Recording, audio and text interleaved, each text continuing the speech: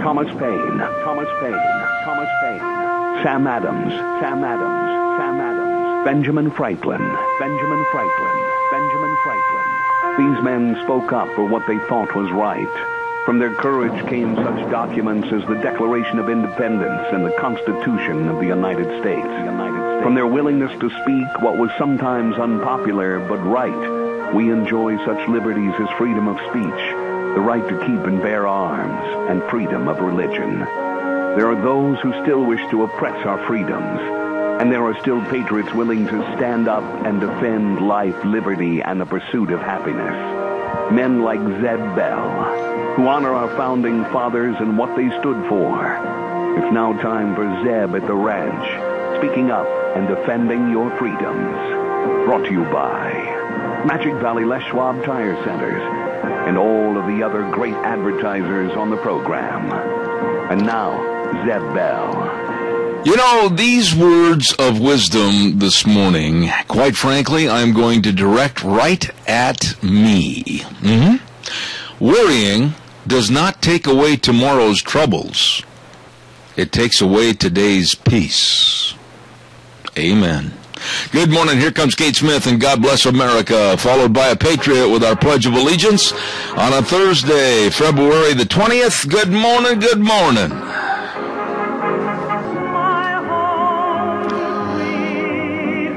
Oh, good morning, good morning. I'm Zeb Bell, right here at Zeb Ranch, sitting right here in the old studio. The way things have been for the last couple of months, I don't go very far.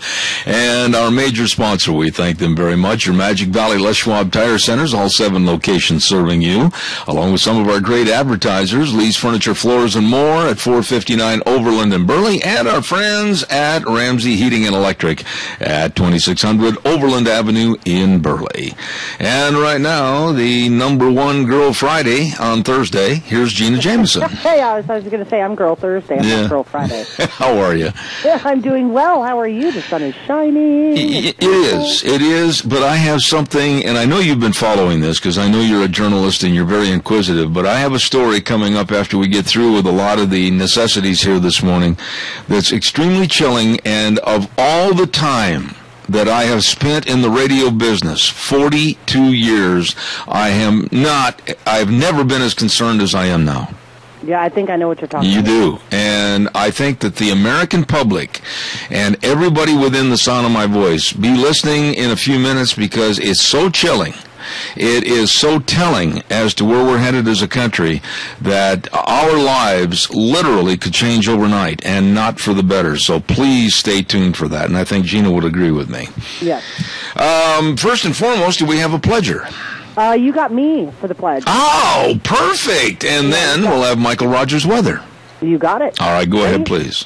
I pledge allegiance to the flag of the United States of America and to the republic for which it stands, one nation, under God, indivisible, with liberty and justice for all. You are tops. Thank you very much. I appreciate that. And now it's time for a little weather update. Here's Michael Rogers' weather. Hello, everyone. It's Michael Rogers from MichaelRogersWeather.com. You got a pretty nice day. You start out this Thursday, working your way toward the weekend. Partly cloudy, becoming cloudy later on this afternoon. Temperatures will be in the upper 40s for the daytime high, in the middle 30s for the overnight low. It will continue throughout much of the weekend. Nothing in the form of precipitation in the forecast. Have a great weekend and have a great day. Enjoy the weather. It's the only weather you've got. There you go, the world's best weatherman, MichaelRogersWeather.com. Thank you very much. Hey, right now, let's sell some cattle. Merv May, come on in here. Oh, here it is. Okay. All right, good set of steer calves here. $31, $1.5, 31, $1.5, 32. Oh, that's the chant of the world's best auctioneer. I'll guarantee you Merv May at the Burley Livestock Sale Yard, along with Lance Udy and the rest of the crew, 1100 Occidental Avenue. They're going to have a sale time starting at 10:30 this morning. For more on the sale, call them at 678-9411. Here's just a partial run of what we've got to expect today coming in to the Burley Livestock Sale Yard.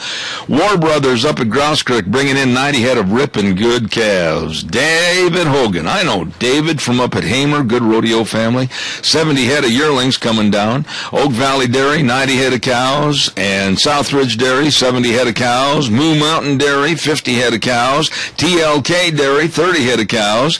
And Dale Price over at Malad. I know that family. 30 head of yearlings coming into the sale today. And look who's going to town. I'll tell you what, it looks like Wes Goff is going to be bringing a bunch of cows into the sale. Hello, Rosa. You keep Wes on the straight and narrow this morning, along with Bill Wickle from Connor Creek, bringing down 50 head of calves. Sale time at 10:30 this morning. Burley Livestock Sale Yard, 1100 Occidental Avenue in Burley, 678-9411. Merv, sell those steers. All right, he gets a steer calves here to get $1.31, 1.5, 31, 1.5, 32, 2.5, 3.5, 134, 4.5, 5.5, 130, 550, 135, and I sell them $1.35. Zeb Mel, get the bottom again. Oh, thank you very much. Boy, what a way to hit bottom. And we'll take that caller in just a moment. Gina did the pledge this morning. You weren't listening. You didn't catch that. We're going to have our first caller on the air momentarily, but before we do, I want to remind everybody real quick about our friends at Valleywide Home and Ranch. Don't forget, you can stop in all your dog and kitty cat foods over there, and they absolutely have everything you're looking for, all the pet food, all the toys, everything, and they got the pine shavings for your horse trailers and stalls. Boy, I'll tell you what, that's something handy to have. And, of course, they got all the smart lick tubs and the cattle lick blocks. They've got it all for you, and the chicks are going to be coming in soon, and we're going to tell you all about that. Valleywide Home and Ranch with Steve and the rest of the crew at 910 South Oneida in Rupert. You stop in and see them today. Good morning, caller. You're on the air. Good morning, Zeb. Yes, sir. I heard something on the news this morning that just scares the heck right out of me, and that Obama administration is wanting to put monitors in the news rooms to monitor what they report on and what they don't. Doug, that is what we're going to be discussing this morning. It is so chilling, and I'm not being theatrical. Ladies and gentlemen, anybody within the sound of my voice, I don't care if you're listening. I know we've got a lot of listeners in Texas and Arkansas and Wisconsin and everywhere else.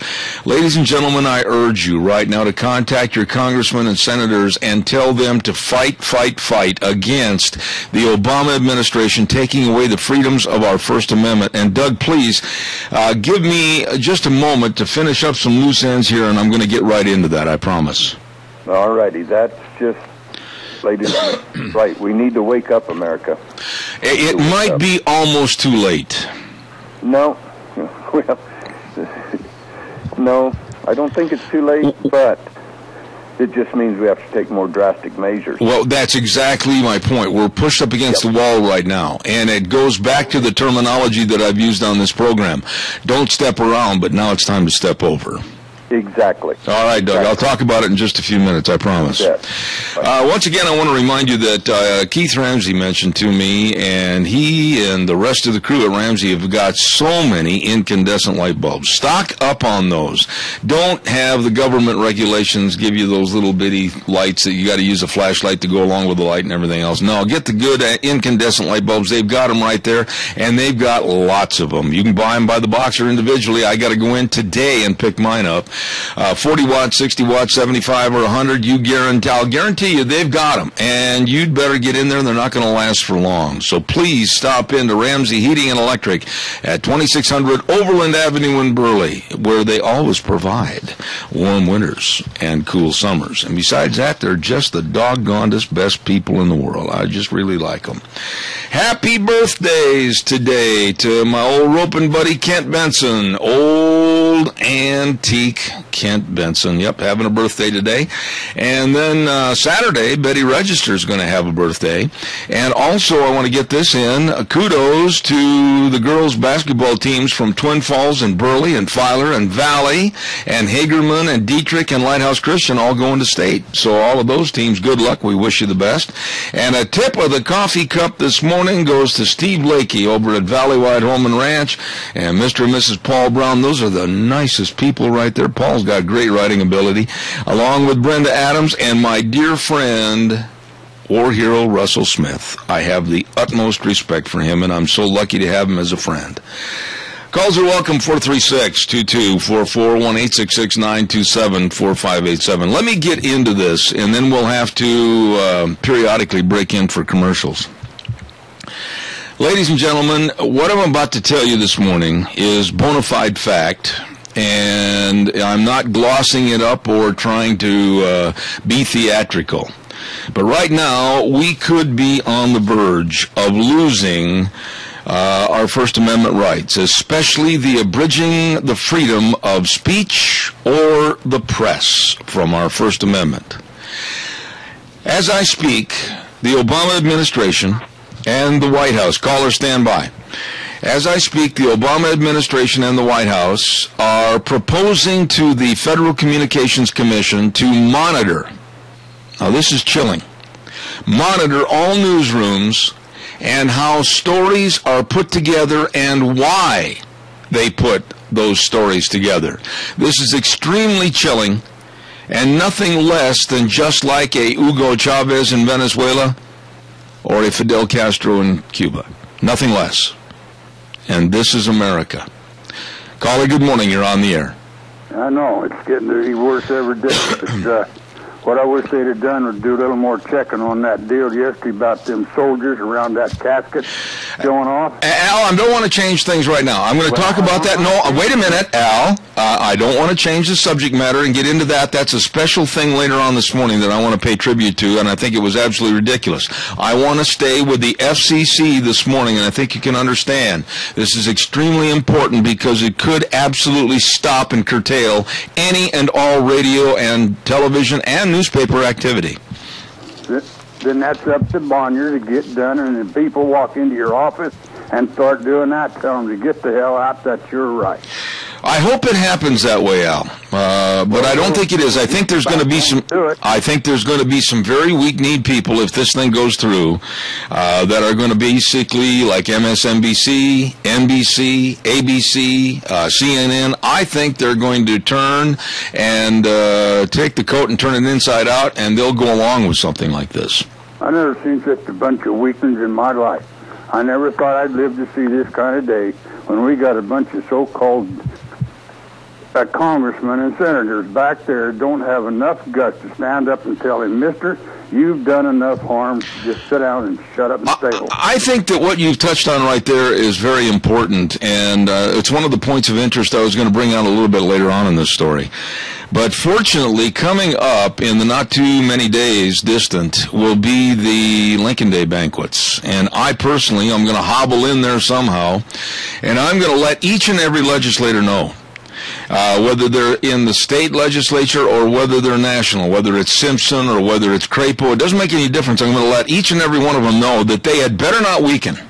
They had better fight this with all they can, all their might, and get others to go along with them, because America's freedom of speech, which is one of the greatest ever in the world's history, is at stake. Well, I know one thing. You sit and holler and preach to them guys, but when the day they do their job and do it right, the wind in Idaho will quit blowing. Al, I couldn't agree more. Thank you, my dear friend. God bless you. Have a good one. We'll get back to this because I really I want you to be concerned about this. Every newspaper story that you read will be monitored and or checked or possibly altered. Every story, if I'm even still on the air at that time, would be possibly checked or altered from what I do. It will probably start naturally on the big networks first.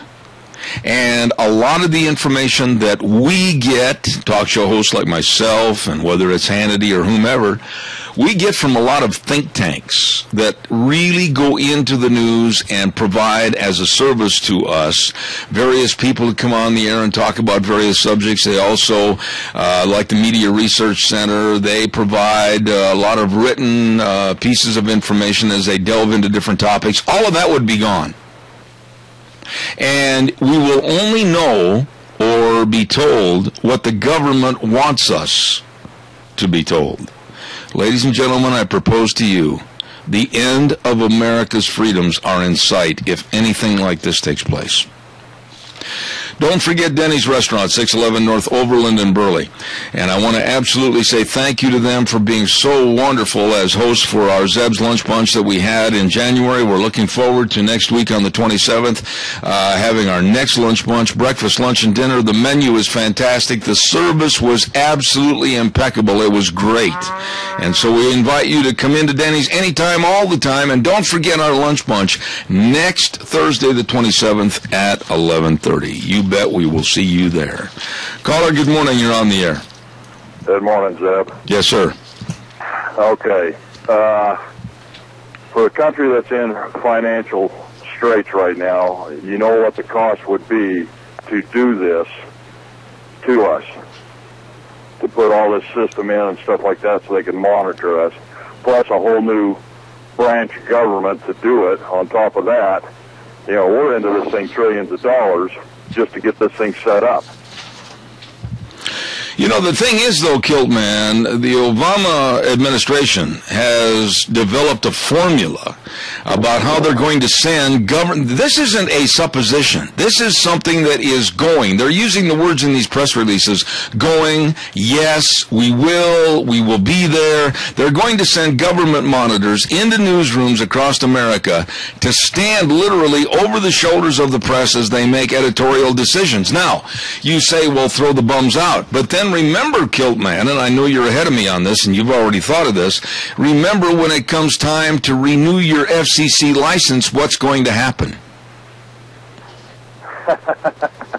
Well, the thing is that's when the major lawsuits start coming out. Okay? It's time for these networks to get some backbone and say enough is enough. You know, we don't need Big Brother hanging over our shoulders watching us every minute of the day. And it's surprising because most of the major networks are on his side anyway. So why are they doing this now? Once a free press in this country is controlled by the government and this Obama administration, we're basically in slavery. We're basically in slavery to a government that has complete control of us. They already have everything as far as spying upon us, listening to us, all their surveillance. They have complete control over this population right now. If you don't think they do, then you're living in a land of Oz. And now, where they could walk in and literally control any newscaster, whether he's on a national level or local, and state whether or not they can cover certain stories, that to me, it just sends a chill up my backbone like a Gestapo Nazi Germany. Does it not to you? It does. I mean, people think back and maybe do some reading. This is what they did in Vietnam. This is what they did. This is what Germany did. I mean, this is what our country did in Vietnam. This is what Germany did during World War II, and this is what Russia did. I mean, first thing they did is they started censoring everything, letting you know what they wanted to do, and before too long, guess what? The government totally took over. Yeah, and it's happened in other countries, and for those that think it can't happen, all you have to do is look at what happened in Venezuela, look at Castro in Cuba. I mean, this is nothing new where the government has come in and taken over the media, and now in the richest and freest country in the world, is the American public going to sit back and do nothing? And that's my fear. My fear isn't, wait a minute, Kilman, my fear is not the government doing this. My fear is the public not doing anything to stop it. And that's where the word's got to get out. The people have got to know what's going on. Amen. You know, too many of the young people in that don't understand. They watch mainstream media. That's all they can base their knowledge off of. And so guess what? That's where the direction they're going. Absolutely. That's the rhetoric, and that's all they do, and that's how Obama got put in last time. I just hope, basically, that everybody within the sound of my voice realizes that every single thing that you hear would be doctored. Every single thing that you are trying to comprehend that's going on in the news would be written in a way that the government wants you to perceive it. It is nothing more than just absolutely government control, communism. You call it whatever you want, but we've lost our First Amendment. Well, the thing is, if we lose our First Amendment, it's not going to be too much longer. You're going to see revolution. Bloodshed. It's, you know what, and I'm going to say this. I mean, I'm not going to be blunt. It's coming down to the fact that we better start standing up for our rights, or they're gone. Well, it's like this. I look at it this way. People, either get out there, let your voices be heard, or your sons and daughters are gonna lose their lives over it. Absolutely. Kilt, man, I got calls backed up. Appreciate you. God bless you, man. You bet. You have a great one. Caller, don't go away. I'll be right with you. Don't forget Sportsman's Warehouse, 1940 Bridgeview Boulevard in Twin Falls. Absolutely. Right now it's going on through the weekend. You're going to find a great big customer appreciation sale and 10% off everything in the store. I'm talking about all your camping material, your rods and reels, sleeping bags, tents, binoculars, everything. Get into my favorite store, the Sportsman's Warehouse, 1940 Bridgeview Boulevard in Twin Falls. Customer appreciation sale running through this weekend. You stop in and see them today. Caller, good morning. You're on the air.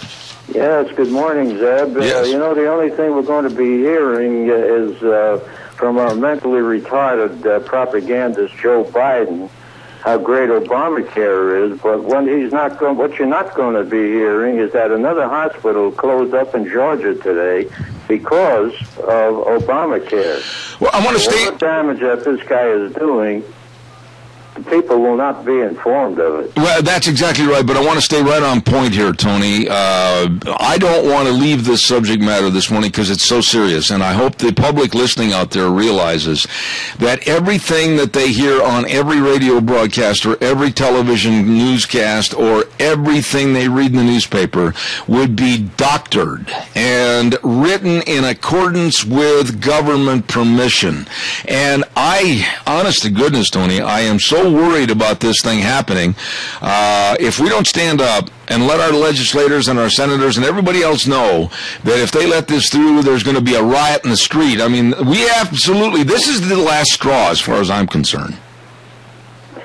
Well, what's going to happen is they'll know what everybody's doing, what everybody's saying, and if they don't like what the people are saying, the Gestapo is going to come and get you. Absolutely.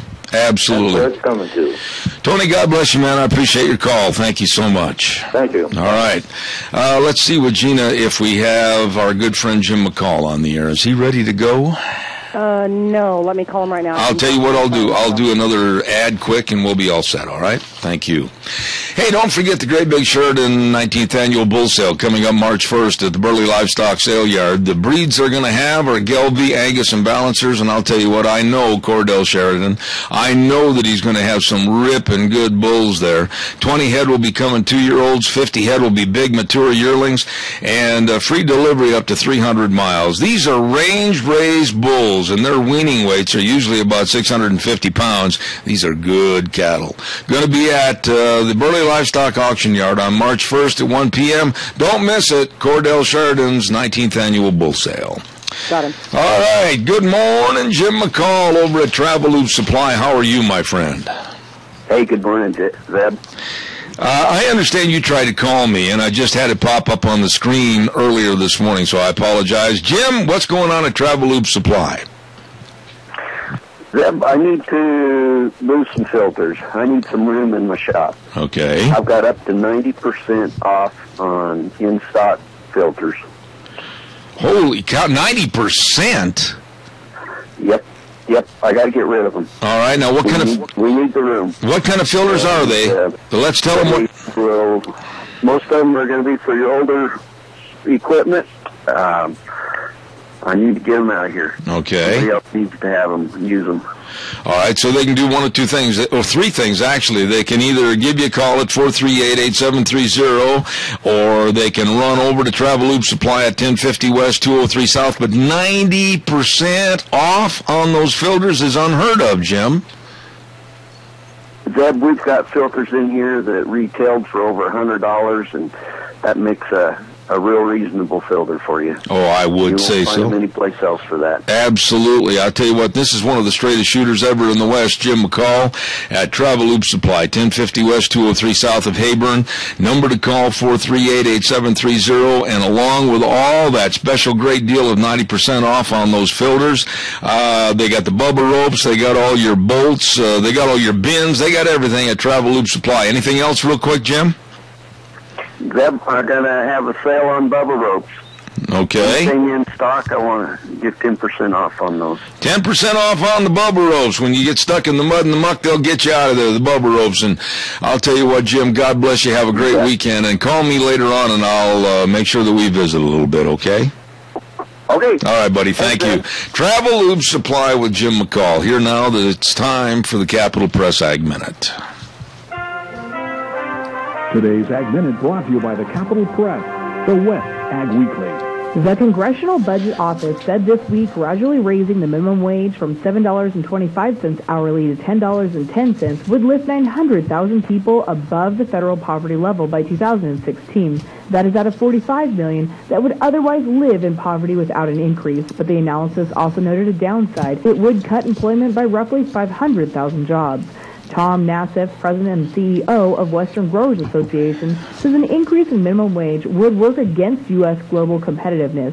He says minimum wage increases won't affect those paying piece rates because piece rates generally are higher than minimum wage, but it affects employers paying minimum wage with no ability to raise prices because agriculture is a price taker, not a price maker. For more agriculture news and information, turn to the West Ag Weekly, the Capital Press, and capitalpress.com. Let me read to you some of the information that we have coming down the pike regarding what they're going to call this. The FCC, here's the headline on one of the many, many hundreds of sheets that I was sent in the last day. The FCC to investigate how broadcasters select news stories. Now, here's the first paragraph of a story that was written by Warren Mass. The Federal Communications Commission will soon launch an initiative, the multi-market study of, here's what it's called, CIN, Critical Information Needs, in order to assess whether government action is needed to ensure that the information needs of all Americans are being met, including women and minorities. So in other words, they're going to go in and they're going to take every story, the government, and monitor this, and then they'll go ahead and rewrite it and make sure that every story is suitable for all Americans. Now keep in mind that word, all Americans. And that then they threw in including women and minorities. So they want to make sure that they write everything so it's all kind of blasé and milquetoast and not going to offend anyone. And then it goes on to say that the stated purpose of the Critical Information Needs Act is to collect information from television and radio broadcasters about the process by which stories are selected and how often stations cover critical information needs, as well as to assess perceived station bias. What does that tell you? And perceived responsiveness to underserved populations. So in other words, I'm very conservative. Am I biased? You better believe I am.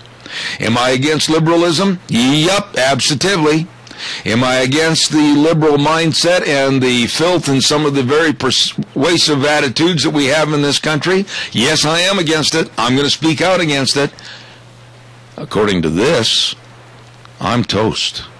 So would be Hannity. So would be Rush Limbaugh. So would be Laura Ingraham. We'd all be gone.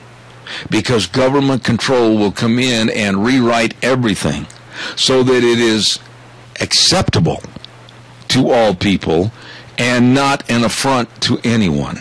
That's the news? That's the news? That's an opinion? No. That's government control. That's nothing more than Gestapo control. And that's exactly what the Obama administration wants to do. I heard you turn your microphone on, but Gina, I am so incensed at this that the American public would let something like this even fester a little bit before squashing it like a bug. Here is what concerns me about this. Number one, that the FCC and the government is trying to do this, first and foremost, if they're even thinking about doing this.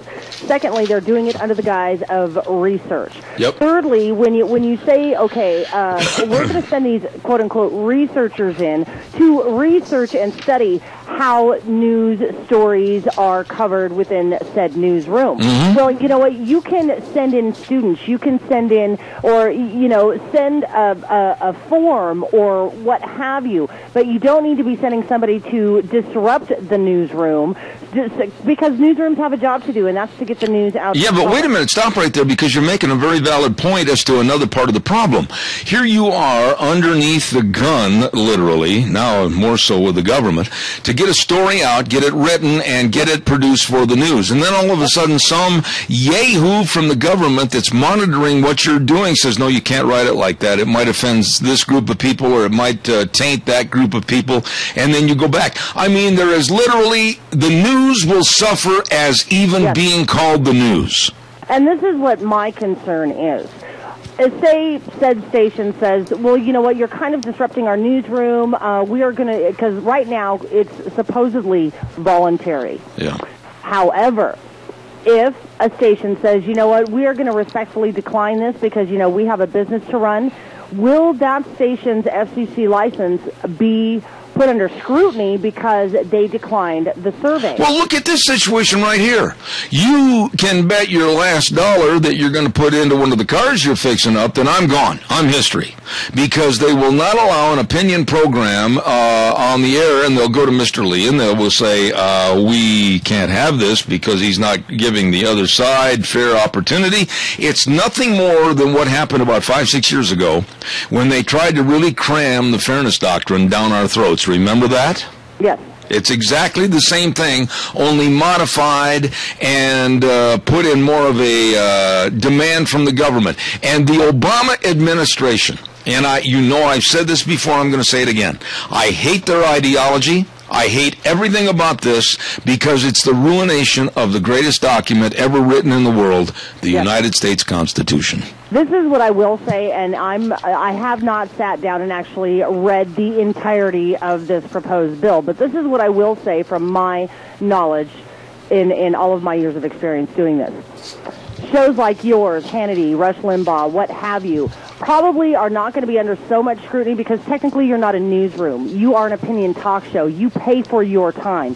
So therefore you have the capability of saying, you know, nope, I'm not a newsroom. I pay for my time, and this is my show. Yeah, but however, they can... when you're going into a newsroom, an actual newsroom, you are supposed to report the stories on an equal level, i.e. show both sides. But for you specifically, I don't think it's going to have much play. I do, now, and I'll tell you why. Let me jump in and tell you why I would be the first to go along with Hannity and everybody else. Because the threat would be given to whether it's Fox News Channel, whether it's any channel, whether it's Lee Broadcasting or whatever. Listen, we don't like the content of what he's putting on his opinion program, and just remember your license is up for renewal come this date. That's one thing. That could possibly be a scenario. And here's the other one. Here's the other one. Without newsworthy sources of information, and I get up at 3:45 in the morning to delve into many of them, 20-30 every morning. Yep. Where would we get those differences of opinion to form an opinion program? And I've talked to other talk show hosts about this since yesterday, and they both all of them shared the opinion with me that we have to rely on honest reporting. Yes. Of various sources to form an opinion program, and that would be gone. Yep, and so therefore it's kind of for lack of a better term, the trickle down. There you go. And there you go. Because what they're trying to do, and this is first and foremost, I am appalled that they are actually putting this forward. We do have a phone call on the air, by the way. Okay. And but I'm appalled that they're actually even putting this forward. This is a total infringement on our First Amendment rights. Why in the HE double toothpicks is anybody even in our congressional leadership even considering? That's a question I can't wait to see and talk to in person. Many of our legislators. I know we've got a call waiting. Caller, I'll be right there. I got one commercial I've got to get in real fast. Thank you very much. Barry Equipment and Rental with Eli and the rest of the crew. These folks are A1 good. Let me tell you something, folks. They got 2 locations, Barry Equipment and Rental, and they've got a lot of good tractors for you. Let's just say, hey, here's here's one. Bobcat tractor, 35 horsepower with a loader. Oh, I wished I had this. It's only $15,950. And they also got a cab 40 horsepower tractor with heat and air for just $26,950. Great tractors with financing available at 2 locations, 465 Addison Avenue West in Twin Falls or 159 West Highway 30 in Burley. 2 great locations. Eli and the crew at Barry Equipment and Rental. You stop in and tell them Zeb sent you. Good morning, caller. Thank you for your patience. Yeah, good morning, Zeb. O'Reilly had this Freedom from Religion lady on last night. Now, we have these buy-and-sell programs on the radio. We still have them. Now, supposing somebody calls in and says they have a Bible for sale, what do you think is going to happen? Well, there's going to be scrutiny, naturally. The implications of what could happen with this, Tony, are absolutely frightening and so far-reaching. I rely on reading and doing a lot of documentation and everything else on every story that I put on the air. I make sure that it's real. I have it checked out. I have it scoped out. I call maybe 2 or 3 different individuals back in New York or Washington, D.C. that I know to verify the facts. And those people would be gone because the government would be standing over them, telling them what stories they can look into and what points of interest they can publish. This whole thing just is absolutely going to destroy the First Amendment of our Constitution, abridging the freedom of speech or of the press. Unfortunately, we have a psychopath up there in the White House, and I don't care what anybody says. It's my opinion, and I'll stick to it. I'm not going to argue anything about this man. I have no like for this man, no like for this administration. I will not give them 1 inch. I will not back up 1 inch. I think that they're absolutely, it was stated on the news last night, and I'm trying to think who made this statement. Maybe you heard it. Somebody said that Jimmy Carter was the worst president of the United States, but Obama has taken over the #1 position by a mile. And Obama's making Carter look good. No problem. To be honest with you, I think you're right. Anyway, Tony, thank you for your call. Appreciate it. Thank you very much. Bye. Everything you hear, everything you read would be controlled. It would be controlled. Maybe that doesn't make any difference to those of you in the audience that just read the comic section. Maybe it wouldn't make a difference to those of you in the audience that don't care about the future and the freedoms of the United States of America. But I know most of you do. And this is so critical. This is so critical to think that the USA, the United States of America, for all the blood, sweat, and tears that our forefathers died for, would be controlled in what we learn and what news stories we can read and listen to? Good morning, caller. You're on the air. You know, Zeb, this is the reason why we as a people have to wake up. And, you say, well, how are you going to? I don't know. Yesterday I heard that, the Obamacare to them, Common Core to them, is a done deal. In other words, you'll play hell getting rid of it. That's their attitude. And, in fact, there was some gentleman, I can't think of his name, he's talking about the next 40 years will be controlled by the Democrats again. And then this kind of prognostication scares the hell out of people. But you see, when the people are so uninformed or fearful that they don't proactively engage, then we were going to have these things. That's the reason why last night Brian Smith was at the City Hall at 7, and he stayed for 2 hours. Yeah, stay on point here, Randy, wait a minute. Randy, let's stay on point here, though. I don't want to jump subject and go off in different tangents. Stay on point with me. I'm just saying, well, if you want to solve this problem, we're going to have somebody who's going to speak up. Somebody who's going to speak up and stand up for the people. And we're not getting it from Simpson, that's for sure. Well, no, I agree with you, but now it's not just the Mike Simpson race or the Brian Smith race. It's a complete lack of backbone and spine by every congressman and every senator that right now is sitting in a chair back in Washington, D.C. But here you are, you're very vocal. and I respect you every day when you call on the program. You're very concerned for your family, and you're very concerned for your family's future. But can you think how devastating this would be to have a monitor that would ferret out information from television and radio broadcasters about what they can say, what they can print, and how they print it and how they say it? We would be nothing but a roboticized society, and that's got to make you scare and quake in your boots. Of course, it would be the Soviet Union. And that's the reason why, again, we need a leader. We need leaders. We need people to stand up and say, this is what we are going to do, especially in Idaho, where you don't have to worry about getting reelected. You know, we need people that are going to stand up and lead the folks, because we're out here busting our butt trying to do something, and it feels like we're just spinning our wheels. I agree. We need somebody who's going to stand back there and fight back and give us some inspiration and encouragement. You know, two words that Obama used frequently in a lot of speeches as he was running the first time for president and the second time, and I know you've heard these words. He wanted a fundamental transformation of America. This would really transform America. Thanks. God bless you, man. Thanks, Randy.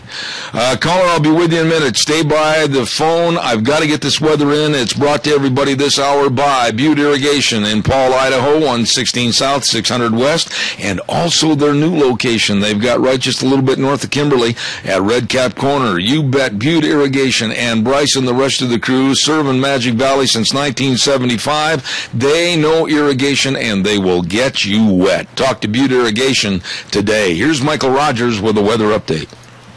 Hello, everyone. It's Michael Rogers from MichaelRogersWeather.com. You got a pretty nice day. You start out this Thursday, working your way toward the weekend. Partly cloudy, becoming cloudy later on this afternoon. Temperatures will be in the upper 40s for the daytime high, and the middle 30s for the overnight low. It will continue throughout much of the weekend. Nothing in the form of precipitation in the forecast. Have a great weekend and have a great day. Enjoy the weather. It's the only weather you've got. All right, Butte Irrigation in Paul and Kimberly. Remember, they know irrigation. They've got all your irrigation needs. They will get you wet. Butte Irrigation. Thank you very much. Caller, good morning. Thank you for your patience. Yeah, you're certainly welcome. I agree with Randy. Our elected people, they just go along to get along, basically, and they, instead of getting up there and really being leaders back there, and our people generally are conservative by nature, and they certainly support the, gun rights and so forth, but, we need somebody that's just going to really stand up there and defend. We're just losing one of our Bill of Rights freedoms and rights, gradually, they're just taking us over, and when you get the thought police out there that you've been talking about, where you can't say this, you can't say that, where's this country going? Hold on a minute, Adrian. Let me ask you this. Now, let me ask you this. You've been on this program a long time. I've had you here as a guest many, many times. You are very well read about the freedoms and our Constitution. I admire you, and I also admire your knowledge on various subjects like Agenda 21. But right now, let's use Agenda 21. If the news media is going to be monitored, and the news media is going to be told how to write a story or what they can print and what they can't print, just look at the effects as to how we, the American public, would just have to basically swallow Agenda 21 or anything because of the news media. Well, yeah, and basically it's that way now. Look at Kerry out there with ICE building up, and they're still, they're the deniers. I mean, the reality is ICE is building up in both poles. We get these polar vortexes coming down. Well, I can guarantee you, we're into a colder regime, and yet they're in total denying, and yet they call us the Flat Earth Society people. Yeah. And yet, so what you're saying, the bottom line in what you're saying is, we're only going to hear that one story. Our side of the story never gets heard, and probably it's going to get buried even deeper than it is now. Like the Los Angeles Times says, they will not print anything now. I know you've talked about this. That has to do with global warming denying. Yeah, but just think though, Adrian, you come on this talk show, and you've been sitting across the table many times with me on this program. And all of a sudden, your content of whether it's something about Agenda 21, whether it has something to do with free trade agreements, whether it has something to do with free speech, it doesn't make any difference what the subject matter is. Your microphone is off, so is mine, under the threat to the owners of this station that the new license will not be issued if you and I are on the air anymore. They will stymie free opinion and free thought, and it's not that far away. Well, you're absolutely right.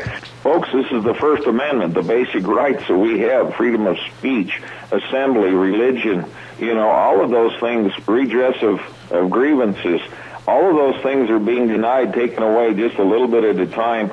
I would like to publicly announce that on Saturday, March the 1st, at the CSI Harriet Center at 9 o'clock, all-day program, Young Americans for Liberty is having a program. It's the registration is $25 for the whole day. They're bringing in outside excellent speakers and presentation.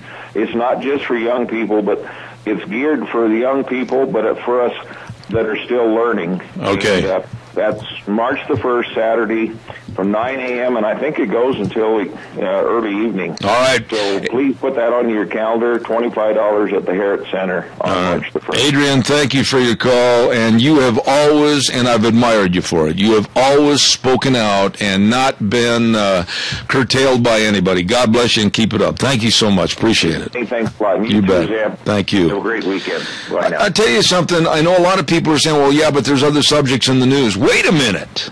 I know there are. But that's the point of why I wanted to beleaguer this point for the entirety of the hour. There won't be any news. There won't be any selection of the stories. There won't be programs like this. You will be subject to only what the government wants you to listen to and or watch and or read. I'm not making this up. You can read about this in the newspaper that came up today. There's a lot of people that are scared to death. I've got numerous stories that have come across my desk from the Media Research Center. Just literally, I'm holding 10, 20 stories on this already this morning, written by various people that are extremely concerned about the government basically canceling out our First Amendment. Because the Obama administration, the most insidious and I think the most feared administration ever in our nation's history. I really believe that. Calls are welcome right after I do this commercial. 436-2244, 1-866-927-4587. Big Founders Day celebration. You better believe it, in honor of Mr. Les Schwab, the man that put it all together, the best in service of tires and brake service, front end alignments, everything. And it's going on right now at all 7 locations of your Magic Valley Les Schwab Tire Centers. Yep, the Founders Celebration, save you money. They've got great buys on like passenger car tires starting as low as just $39.99. And, of course, the best in brake service, absolutely the best in brake service, and front-end alignment, shocks and struts, batteries, but service. There's the key word right there. Reigns supreme for you, all the customers that stop into your Magic Valley Les Schwab Tire Centers with Lane and Rupert, Dave on Blue Lakes and Twin, Mike and Buell, Mike and Jerome, the Twist family and Paul, John on Pauline and Twin Falls, and Randy on Overland and Burley. Your Magic Valley Les Schwab Tire Centers. Now, do I think this is going to happen? I'm afraid it will. I am very concerned with a Congress and a Senate that, to me, haven't shown any backbone or spine, and especially the likes of Harry Reid and others in the Senate. I am very concerned. And I'm going to stay on top of this story. I know that no matter what newscast you listen to today, and possibly tomorrow. You're going to be hearing much, much more about this. It is absolutely a draconian attempt to intimidate and control the media. That is exactly what they're doing. I hear you breathing. What kind of this is what scares me the most, is that first and foremost that this is even a topic of conversation. Where is our elected officials abiding by the Constitution that they swore to defend? You know what I'd like to have, Gina, and I don't even know if he's in the studio or not, but is Kim Lee there? No, he's not. Actually, he's out of town. All right, I'll tell you what I'm going to do. I'm going to call him. He's out of town. I'm going to call him the first of the week. I'm going to make a note on this right now. And so he can get in and talk to us about this? Well, absolutely. I mean, I'm not going to pull any punches. I'm not scared to talk to anybody, and I'm just going to call him. And I know that Kim's feelings about politics and our Constitution, he is a very revered constitutionalist. I know that he'd be very concerned about this, and so I'm going to put him on the docket for next week to come on the program and talk about this. You betcha. Please do. And I think that, because he can shed some light from his perspective and his point of view, because this is his business. Absolutely. His business. Absolutely. But what freaks me out, like I said before, is why is this even a topic of conversation? We have the First Amendment right. Government, get out of the newsrooms. And congressional leaders, do your job. I cannot wait for Lincoln Day so I can just get in the face of many of these people and say the same thing. Thank you so much. Caller, good morning. You're on the air quickly. I've only got a minute left. Yeah, Zeb. I see our problem is we've got a Congress that's rated lower than cockroaches right now. They do not enforce our laws. And they let bureaucrats make laws that control us. And organizations like, the EPA and several of these organizations that have never been legalized control everything that goes on in this country. And they're just biting more power all the time while our Congress lays back and does nothing to protect the people or to protect our country. Jerry, listen to me a minute. No, Jerry, just a minute. Don't run away. I want to ask you a question. Honestly, as involved as you are, and you're a very good listener, you've called this program many, many times. Give me a short answer on this. Did you honestly believe that 10 years ago, looking forward, we would ever be talking about the government scrutinizing and basically writing and rewriting what the American public can hear and read for news? Zeb, yes, I did, because they have been letting people that work for the government that cannot be fired, that nothing can happen to them, write laws, and they do what they want when they write them. They do not protect anybody. They're just a nuisance people. I got to run, Jerry. I'm late. Do away with the bureaucracy, period. I'm late going to the news, my friend. Thank you. God bless you. And may the Lord bless. He has. Thank you very much. Got to run to the news. I'll be back in 6. Don't go away. Thank you. Zeb at the Ranch. I'll be back. Oh, good morning. Welcome back. Good-looking day outside. Sunny.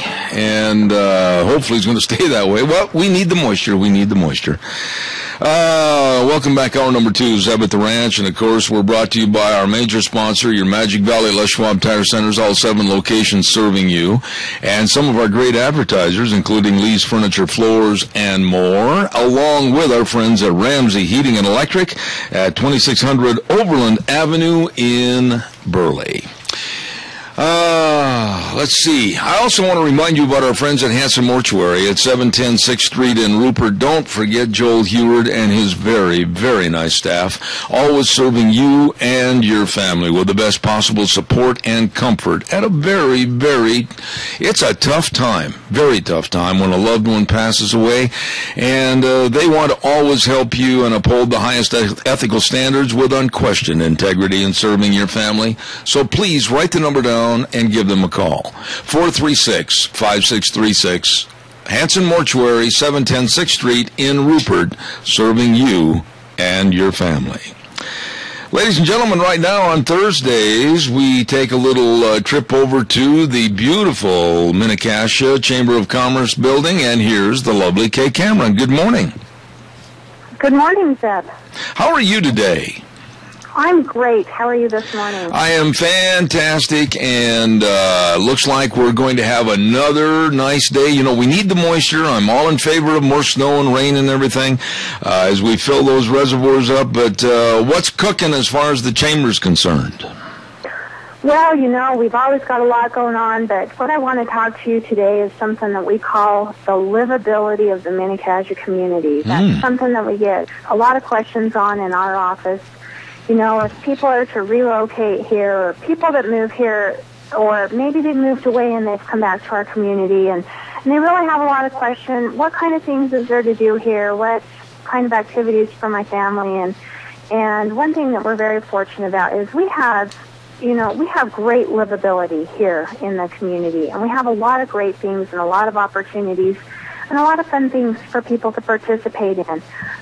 Some things, you know, we're very wealthy in the arts, and I know I've talked about this in the past, but we're very excited about this weekend is the kickoff for Les Mis, the production at the King Fine Arts Center, and we have a fabulous local talent that is participating in that, and that is great. We have the Oakley Valley Arts Council that puts on fabulous productions out to Oakley.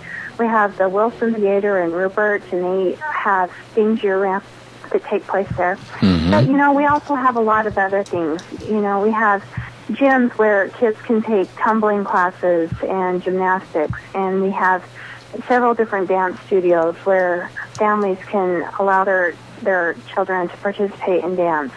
We have, tomorrow we have a ribbon cutting over in Rupert for the Minidoka Bowmen. They have an archery club over in Rupert. And it's not a new archery club. They're having a ribbon cutting because they've made a lot of improvements and they want to showcase the things that they have. And it's those kinds of things that really make our community great because it really does provide activities for our families. We have trap clubs and soccer leagues and baseball leagues, and the list just goes on and on and on. I'm not trying to be exclusive of any one thing because there's just so many, but we really do have a lot of great opportunities here in our community for people to get involved, to get their kids involved, and to be active and to do enjoyable things. Well, I would say, and correct me if you think I'm wrong, and I don't think you will, I would say to the people that say, well, we've got to move to a larger, more metropolitan area to share and participate in various functions. Why? What are we not providing here that they can get elsewhere? Absolutely. Like I said, it's a lot of great things to be involved in, to participate in, and I'll tell you what, the people that make these things happen, kudos to them, and we appreciate them because they really volunteer their time and make these things happen, but it does make our community good, and we do have a lot to offer here, and it's a great place to raise a family, and it's just a great community to be a part of. Well, you know, I think, and again, I'm going to ask your opinion on this, but I think that if somebody goes to you or perhaps another group or organization in the area, and they've got an idea for some kind of a community function or something that is going to involve the community in some kind of a fun activity or an educational activity, you and the rest of the chamber members probably would do handstands and cartwheels to try to help them get all the help they can get to put it together. Absolutely, and we do a lot of that because the reality is there's just so many people here that are involved in so many different things. So one thing that we can do is we can help create introductions for people that are possibly already doing that type of thing or have expressed an interest in that in the past. And so we can certainly, help facilitate those introductions and kind of guide them along the way. Well, is there anything, I know that you've got that ladies forum coming up, and do you want to highlight anything about that this morning before we go? Well, it's coming up in April, and not really. It's still too early. We're working on trying to finalize all of our speakers, and so I can't really talk much about that because we're still, in the pre-planning stages, but it is coming up, and we're looking forward to it. I don't know how it is over just a couple of miles east of me. You're just not that far away. We're almost neighbors. But, boy, I tell you, there's a lot of green up out there. I'm starting to get spring fever already. I know. You have these beautiful days, and it hits, the low 50s, and you feel like spring, but then you have a day like yesterday, and I'll tell you what, it was bitter cold, and it felt like winter. And so, it flip-flops back and forth, but we certainly do need to have more winter storms and more moisture and more rain and all of those things to make sure our community is productive. But yeah, I'm always looking forward to spring. Well, it's funny you should say that because, I'm starting to get up to where I can walk out of the house and I can walk a little bit on the driveway, but I walk real slow. And if you were to time me, you wouldn't want to use a stopwatch, but you'd want to use a sundial. And by the time I got back in the house, I was cold because not moving real fast, that chill caught up with me. Yes. So it is beautiful, but at the same time, it's great. And if you're looking for things to do this weekend, Pomerelle has their Kids Day competition. Great opportunity for the kids. I believe it's ages 12 and under. They'll have all kinds of ski races and fun activities for the kids. And it's beautiful up there. Absolutely. Absolutely. It's just beautiful up there. So get out and enjoy this community and enjoy everything that we have to offer. If anybody has any questions about all of the many different things that are going on in the community, absolutely.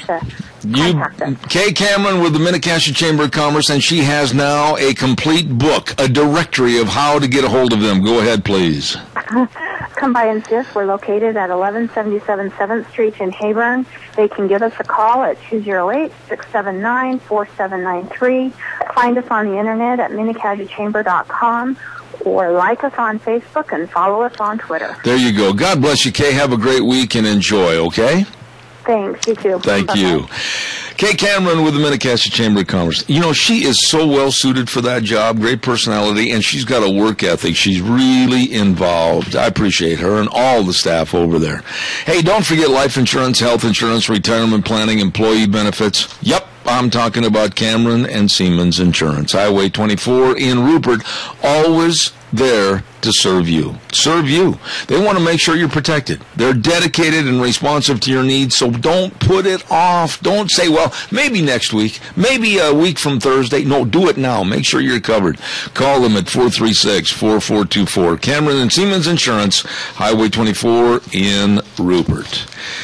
I want to take a little time, and I want to say thank you to a lot of people that have been so gracious to me.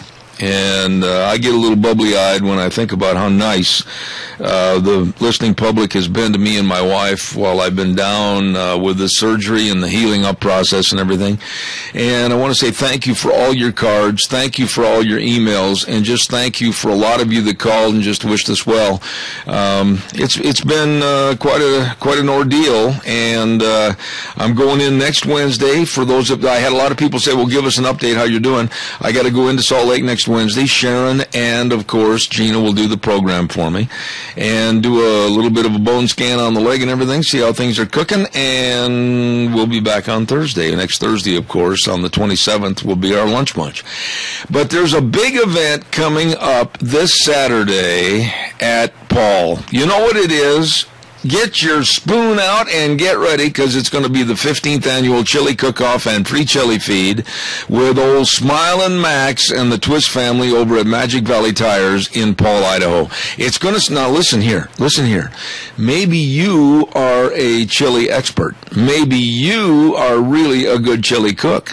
Maybe you would like to enter your chili and possibly win one of 3 cash prizes, and get your chili over there. Get entered by 10:30 in the morning. They're going to have the judging. And all you have to do is call Amber at 438-8444.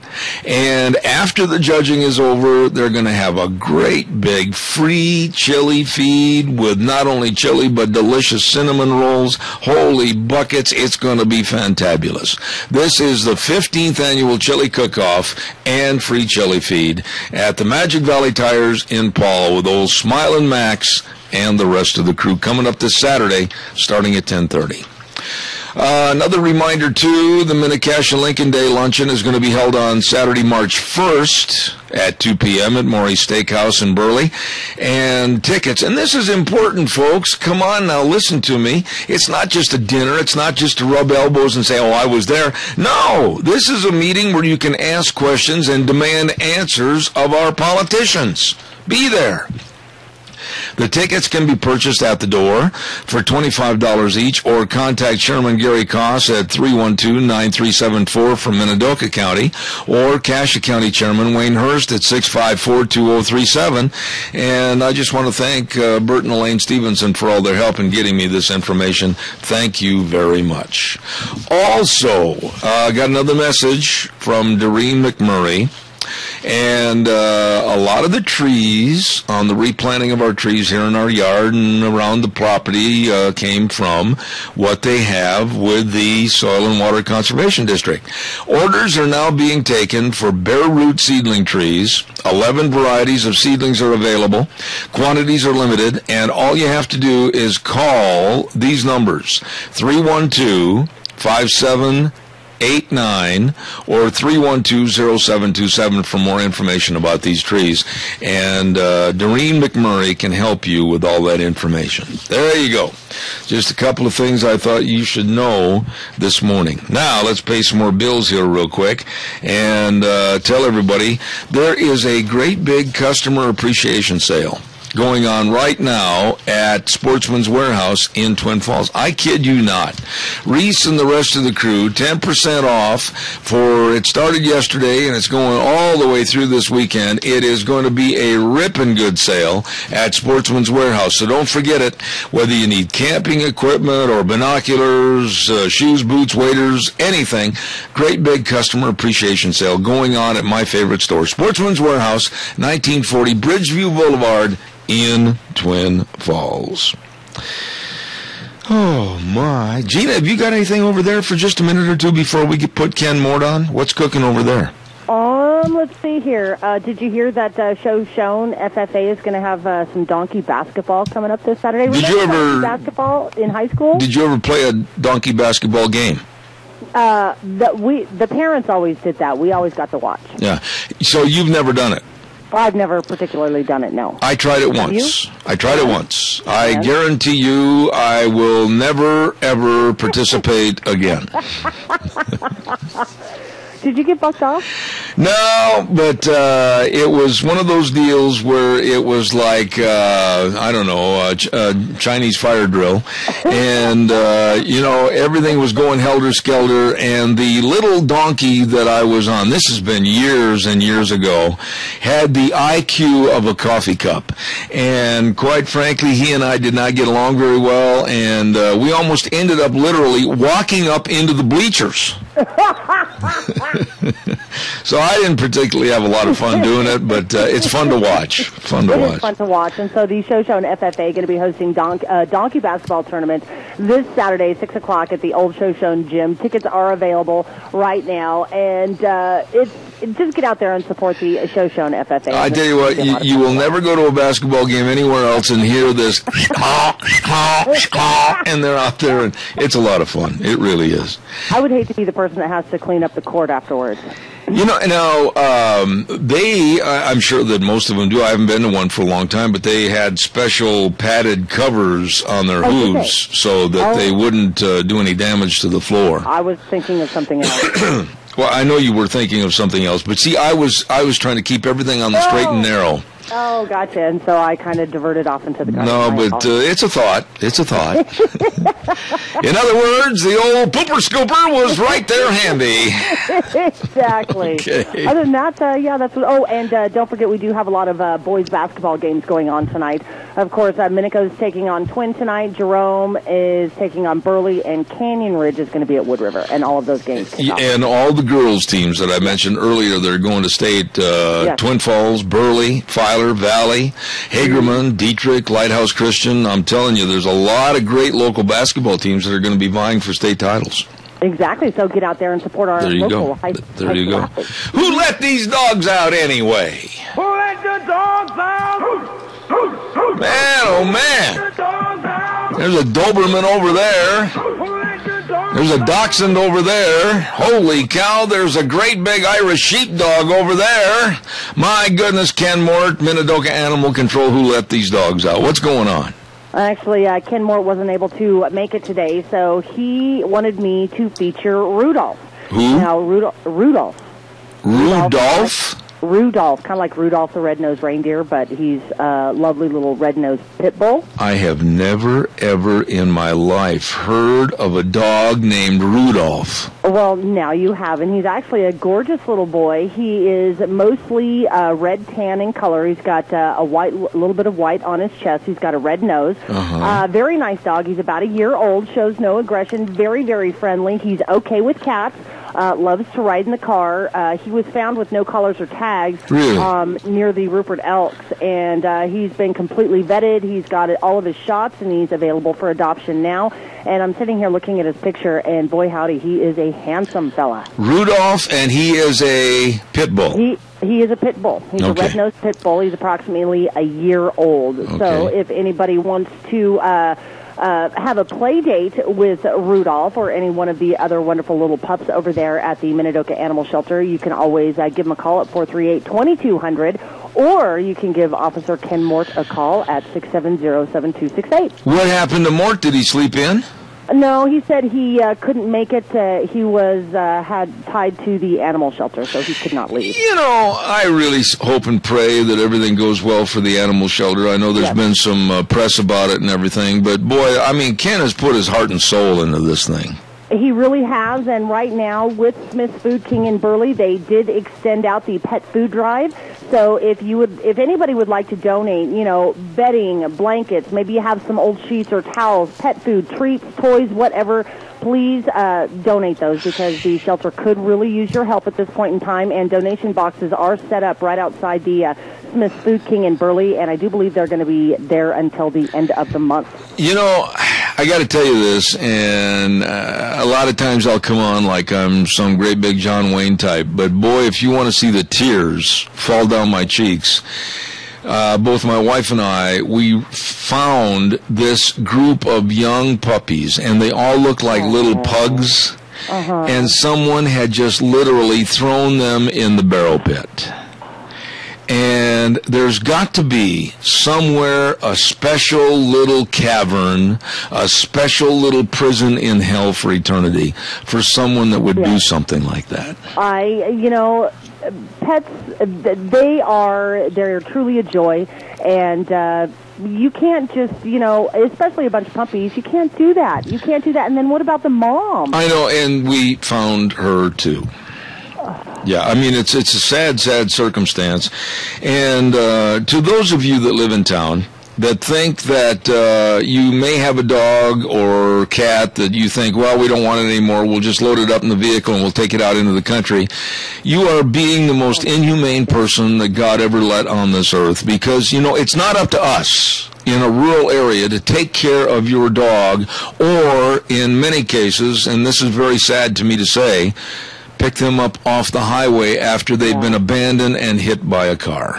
Exactly. And it's just, that is very, very sad. There is a very special place in hell for those kind of people. And for those people out there, you can take them to the local shelters and drop them off, or you can, be a little bit proactive and find them a good home if you don't want them. They're like children. You can't just take them off on some dirt road somewhere and leave them. And I listen to Ken every week. Ken gets on the program every week, and he sits there and he talks about, this dog, or whether it's a Pyrenees, or whether it's a pit bull, or whether it's a dachshund, or whatever. And I don't know if you folks really listen to what he says, but, you can honestly perceive the true feelings of people by the verbiage and the way they talk. And Ken honestly has a real devout love for these animals. He does. He is an animal lover of all kinds. I mean, this guy has rabbits, he's got cats, he's got dogs, and if he could rescue every animal, he would. But, he can't, and so that's why he's part of the animal shelter, so he can extend that love out and help protect those who can't protect themselves. I got to tell you something, though. Of course, now have you ever been around our little dog, Ruby? No, the one time I was there, you guys had her quarantined. We did, because you came with Jim, remember? I did. And the fact is, if you would have walked in the house, Ruby would have absolutely loved you to death. But you didn't come in the house by yourself. You came in with Big Jim. And anytime a guy comes in this house, Ruby lays in wait off in a corner someplace. And when that said person walks by, bam, she's got him right by the calf. So basically, you're the only man in her life. Yeah, it makes me feel kind of good. See, and it's fun watching. Like yesterday, here comes big old 6'4" Kelton Hatch, and he looks like one of those flamenco hat dancers where they keep looking over their shoulder all the time. Every time he walks in the house, he's always kind of doing a Mexican two-step every time, looking for Ruby because he knows he's going to get bit. Has he not been smart enough to know, Kelton, if you're listening, take dog treats? You know, the Swans man does that. The Swans man gets out of the truck, and the first thing he did when he came to our yard one time was just start bribing Ruby. And Ruby she'll do tricks like roll over 37 times and then wait for another treat, and she loves him. But woe betide any guy that wants to come in our house because Ruby is waiting. Yeah, and see, I have a little puppy. Well, she's not quite so little. She's my elder bull. She's Shelby. She's almost 10 years old. And boy, howdy, if she knows you, she's going to lick you to death. If she doesn't know you, watch out. Well, I just get a kick out of old Ruby. She's our dog, nobody else's dog. She's all hair. If we ever shaved her, she'd only weigh 1.3 ounces. And she skims the carpet, doesn't she? She's got a 1-inch vertical jump. She doesn't have any legs. Her legs are only about, 2.5, 3 inches long. But her personality makes up for it. Yeah, but I mean, wouldn't you get sick running around all day, dragging your belly on the ground? Yeah, I'd have a rug burn. I got to pay some bills. You do. Hey, let's ride. Highway 24 between Rupert and Burley. Open Tuesdays through Saturdays, 9 to 6. And I'll tell you what, this is where the fun is sold. There's no doubt about it. Biggest selection of side-by-sides at Let's Ride in the state of Idaho. Oh, my gosh. Everybody's telling me, Zeb, you got to get one of those side-by-sides. And Goober says, well, I don't know if I want to ride with him or not. So we got a little question mark there. But I'll tell you what, they've also got all the ATVs on sale. Spring's right around the corner. I mean, you walk in the front door and you're just going to go, ooh, holy cow. They've got everything here. They got all the dirt bikes for the young and heart. They've got it all. And a super parts and service department serving you. Let's ride. You better believe it, where the fun is sold. Highway 24 between Rupert and Burley. Well, it is Thursday, and that means we are now going to jump from this studio right into the office where Rita Ramsey is ready to come on the air and say, good morning, Zeb. Good morning, Zeb. Rita, how are you? I'm good. How are you? Well, I'm scared.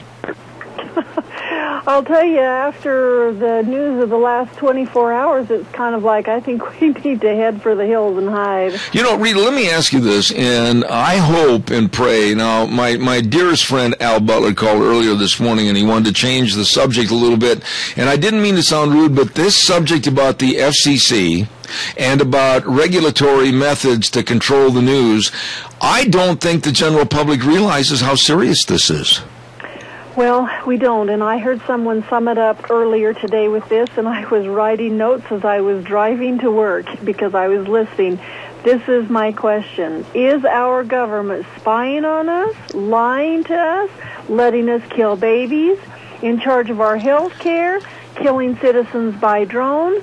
Do we leave Americans behind, scoop up citizens and put into jail without trials? Are they printing money, taking over our schools, arresting and rounding up journalists, and the government putting people into local newsrooms? Well, now, wait a minute. There are many citizens who are awake. Are there enough to save the Constitution? That's the question. Well, the question is one that can't be answered unless you have a category that says all of the above. Exactly.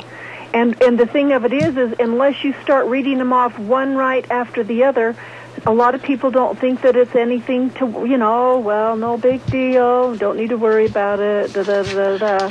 Well, the sinister aspects of this yesterday, when I really started getting into this, and I contacted a lot of my friends back east in Washington, D.C. and New York, this SIN program, that's really what it is. It's called the SIN program, C-I-N, and I got to go back to one of these other stories that was written by Warren Mass. It's called the Critical Information Needs.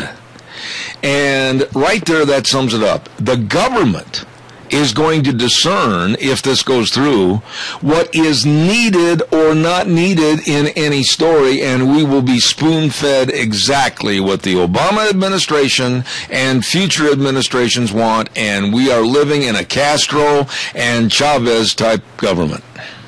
That's exactly right. I heard him say this morning that the United States of America is number 46 in regards to freedom of the press of 180 nations globally. That's bad. We should be number one. Well, Rita, let's talk about the application of this.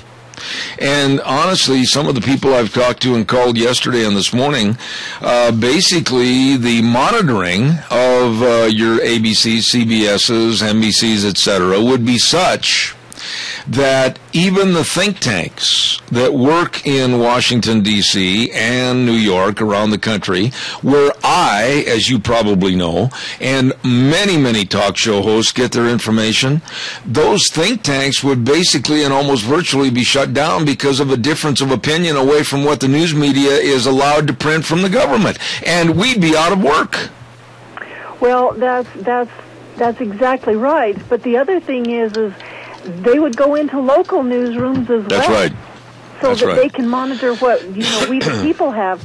So then I say to you, congratulations. Our nation has been fundamentally transformed, just like we were promised. Did you listen to the explanation of why the Obama administration thinks that this is needed? Did you really listen to their explanation? I didn't hear a lot about it, but I heard. I've got a article here, and I think.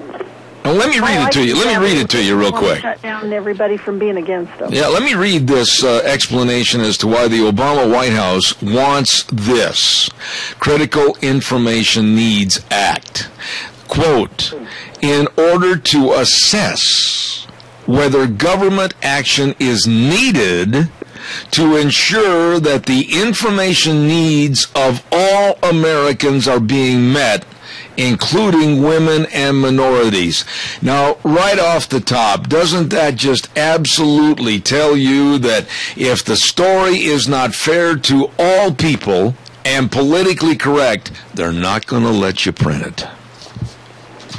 Well, the thing of it is they've become judge and jury instead of letting us have our rights. That's right. But this is what, I've been saying for a long time is, okay, they came after so-and-so, and I just kind of kept quiet, and who are they going to come after next? It will be me. Yep. And if we don't get up and say absolutely not, you can't do this, and totally oppose it by we the people, and it's got to start with our Congress and our Senate. And are they doing anything, or are they just sitting back there on their hands saying, well, this will give us a little more power, so we'll just kind of lay low on this one? But you take let's go back to some of the scandals. Let's go back to Benghazi. Still no answers about why 4 Americans were killed.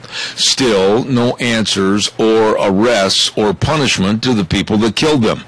Let's go back to the IRS scandal and all the things that they've done that, according to Obama on Super Bowl Sunday, not a smidgen of anything that's distrustful, which absolutely tells you that he's a liar. And look at all the scandals. Look at everything with Secretary of State Hillary Clinton at that time.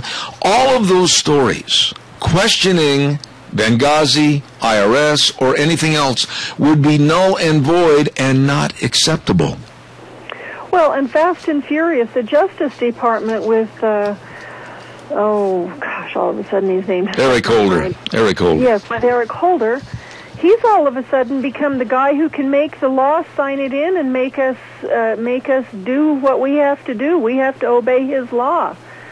And he just thinks he's a dictator. He's trying to be a dictator as much or more so than the one who's in charge thinks he's a dictator. Well, listen, I was reading some of the information that was sent to me this morning, and I'll just read this little note to you on the story that was written by Warren Mass in Washington, D.C. Fascist dictator Mussolini personally chose all newspaper editors in Italy, and those who did not possess a certificate of approval from the fascist party could not practice journalism. Though Mussolini created the illusion of a free press, no freedom existed. Now, we're not that far away from that.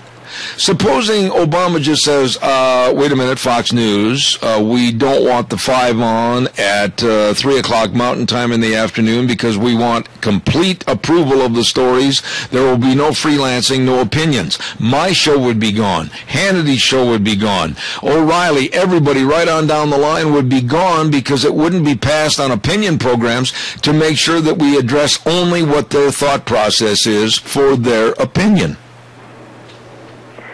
Well, this is what happens when people just kind of go along and say, you know, I realize it's not wonderful, but they just kind of sit back and don't do anything and don't go anywhere. You know, are they learning what's going on? Are they paying attention? Or they say, you know what, I better gather together my voice with other people, and we better get out there and start saying not only no, but heck no, and just get things back under control.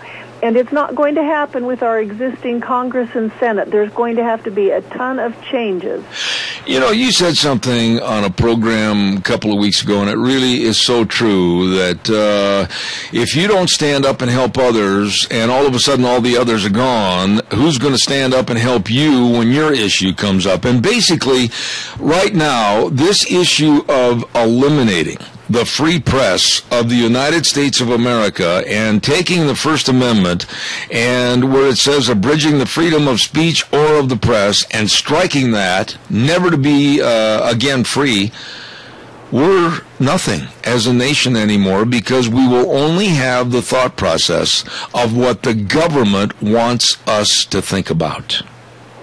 Well, that's absolutely right, and it's a sad thing because people are just sitting back saying, well, you know, it doesn't quite so much affect me, so I'll just keep going with doing what I'm doing. I'm busy. I don't have time, or, you know, I don't want to do this or I don't want to do that. Well, do they think any of the rest of us that are running along here trying to get the word out and make a difference, do you think we have any more time? Well, nobody has any more time than the other. We all just have to band together and make a difference. And, you know, this kind of thing that, you know, that you talked about as well, the government, this and that and the other, this is happening within the Republican Party. Mm-hmm. They think that we need to just kind of keep all of them in there. We can't have anybody new, and we can't support anybody. And, we just need to fight against the Democrats. Well, the Democrats and the Republicans have become one and the same. So how do you do it? We've got to have people who will stand up for the Constitution and the wording in the Constitution and let us keep our rights. And they're not doing that, or they would be on a bandwagon. They'd be having press conferences every several hours saying, they've done this, we've got to stop it, and da-da-da-da-da. But they're not. They're all keeping silent. Well, Rita, how many people, and I'm certainly not trying to embarrass you on this, but I know you and you're very outspoken, but how many people have you talked to about this issue? I mean, have you called your relatives? Have you called fellow associates at work? Have you talked to your friends and neighbors about how critical this is? If the White House is going to make a move towards regulating our journalistic values in this country, we're done. We're done.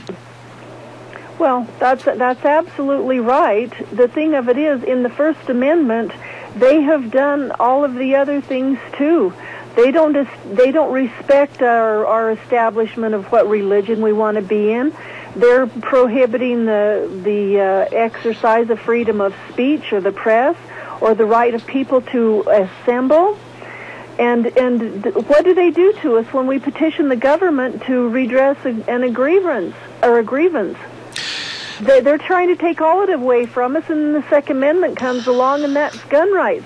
And, you know, you've got these cowboys that think, well, when they come after my gun, I'm just going to shoot them. That's a bunch of bull crap. They'll come after your gun, and you won't have a chance to think about shooting them because it's all going to be done legislatively, like and a little bit at a time, and pretty soon we won't have our guns. We are becoming, in this country, and I see it every day, more so than most people because this is my job, but we're becoming in lockstep with whatever the government says we have to do. Look at Mama Obama with her obesity campaign. Look what she has done to curtail various menus, and look at what she's done now to demonize and villainize the fast food chains across the United States. Look what they've done about salt. Look what they tried to do about soda, and they're working on it again. Look what they're going to do to villainize milk. Look at all the things that they're doing to basically control us to where we only eat and drink what comes out of a toothpaste tube because we are just roboticized by the government. It's all about control. They just want to be in charge of everything in our lives so that they can do whatever it is that they want to do. And I don't think that necessarily the person in the White House nor his wife want to be in charge of the world. I think that they want to hand it over to somebody else to be in charge of it.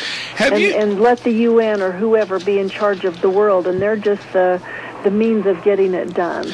I got to ask you this, too, because you know my feelings about raising the minimum wage. I believe that an employer, if he has good employees, he should treat his employees according to what he thinks they are worth and not have a guaranteed minimum wage, especially for lower-level entry jobs.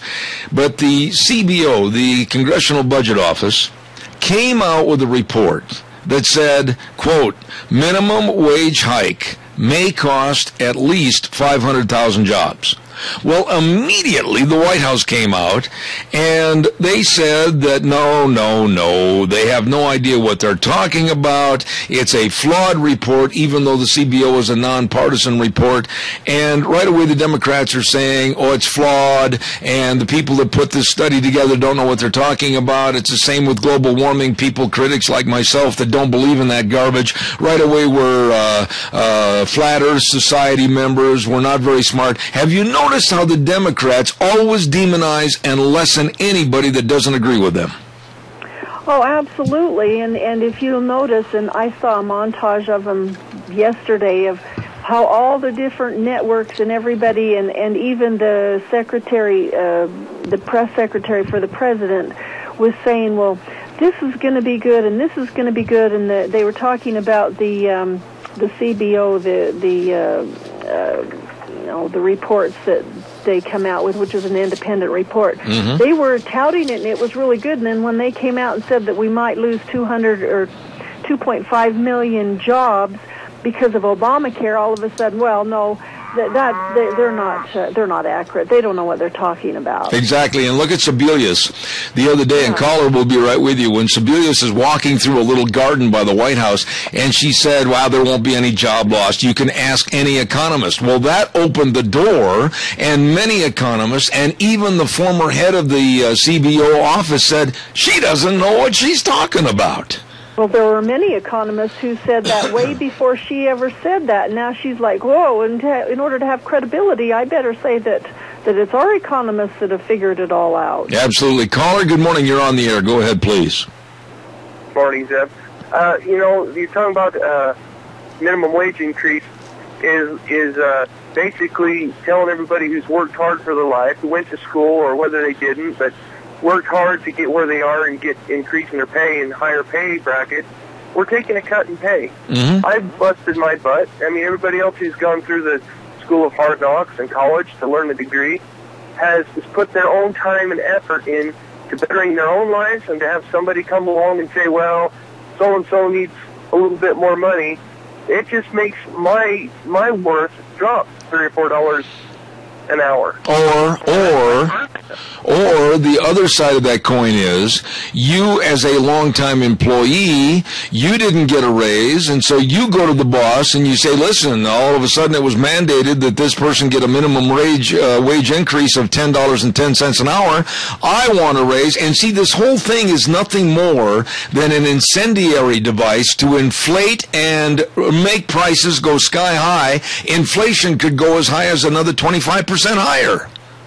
I've heard the argument, well, maybe people could afford hamburgers at Burger King that work for minimum wage. Oh, baloney. Still not going to happen. That's Your right. $5 to $6 hamburger right now at Burger King, after they do the minimum wage increase, is going to increase by that much. That's not right. going to stay the same. Everything is going to increase with the minimum wage increase, including rent, power, fuel, food. It's going to increase. It's not going to stay the same. And people like you and me and a lot of hardworking Americans that have actually decided they want to do something with their lives other than just barely survive and get along, we're going to be the ones suffering once again. I agree with you, Riley. Thank you for your call. I appreciate it. Rita, there were some good points there because, you know, the inflation factor of giving and creating and mandating an increase in the minimum wage is going to just absolutely spiral out of control. You're in business. You know. Tell us what your thoughts are. Well, it absolutely will, and the part that's really sad about this whole deal is, first of all, there should have never been a minimum wage. That's right. It should have been left to the free market. That's and the right. guy who goes out and works hard is going to be the one who gets ahead. And all minimum wage did was give those who wanted to just kind of skate and not do anything, you know, not try to climb that ladder with going up one rung at a time or anything else. It just guarantees them something. As far as I'm concerned, I don't think that that's really even constitutional. It's certainly not American, because the guy who works hard is the one who goes out and is successful and makes a difference. And the free market will prove that. It's just like we were talking about this light bulb thing the other day. A bunch of people have come in and said, I guess I better buy light bulbs if they're not going to be making them anymore. Well, you know what? Those companies ought to be able to make light bulbs as long as they have people wanting to buy them. The government doesn't need to meddle in it. They need to do nothing about that. Let them be in charge of making sure that we're safe from the other countries in the world and forget about all the other stuff they try to regulate. Okay, now wait a minute. They are just trying to be in charge of everything, and it all comes down to one thing, and that is power. And they're going to have power because we have abdicated all of the responsibilities that we have as citizens and just let them do it, and it's got to come to a halt. All right, now I want to go into another subject, but we haven't got a lot of time left, but I want to at least have you talk about it a little bit. You listen to my program every day, and you probably heard me say earlier this week when I was posing a question to the audience how absolutely ambiguous our laws and our court system are today. Number one, in Denver, Colorado, and also in Washington, they have legalized marijuana, and they've legalized certain marijuana centers to where you can go buy it, smoke it, sit, etc. But Rita, you can be sitting next door to one of those businesses in a cafe and or a bar and light up a Marlboro, and you could possibly be arrested or thrown out of the business, but you can walk next door and light up a marijuana joint. Now tell me the sense in that. There is no common sense, and that's why I just still say that, you know, this is just all about control. The states who have done it are saying, oh, we can get more money because they'll sell it and pay us sales tax. Well, that's a bunch of baloney. I'll bet you they don't get more sales tax out of it. They're just trying to look for a way so that they can spend more money instead of living within their means and being financially prudent and responsible. And it just comes down to power. We can do whatever we want. And when they start taking things like that and doing those kinds of measures, it's just saying they just want to be in charge, and those people in their states that let them do that, or a lot of the people didn't even get to vote on it. It was a mandate that came out of their House of Representatives or their Senate in their individual states. They'll just let them have the power. You know, it's just one thing after the other. We want to be in charge. Let me ask you this quick question, and this will be the last one I have time for. But how do you go about, like in Colorado or Washington, and there's other states, thanks to the president saying that he smoked marijuana and he didn't think it was that bad, how do you go about legalizing that product per se and still maintaining rules and regulations for other things? Let me give you an example. Most collegiate football, basketball, etc. players are, our juniors and seniors are over the age of 21. So if you have a mandate and a rule that they can't smoke anything or put any drugs into their body to stay on the team, and it's a legalized product, aren't you just absolutely putting yourself in a Pandora's box of problems that can never be legislated? Absolutely. Absolutely. That's where we're at in this country. We don't have any leadership, and I keep telling people this administration is completely brainless when it comes to running a society of moral value. Well, they're not worried about the moral values. They're simply worried about control. And this brings me to the point that we've got elections coming up. We need to make sure that we have studied who the candidates are, and that we elect the candidates who will abide by who say they will abide by. We don't know that they're going to, but hopefully they will. Their opponents, who are the incumbents, aren't saying that they will abide by the conservative principles and keep the government out of our lives and start going by the Constitution. If these people are saying that they will do this, we need to give them a try, because a lot of the incumbents are not.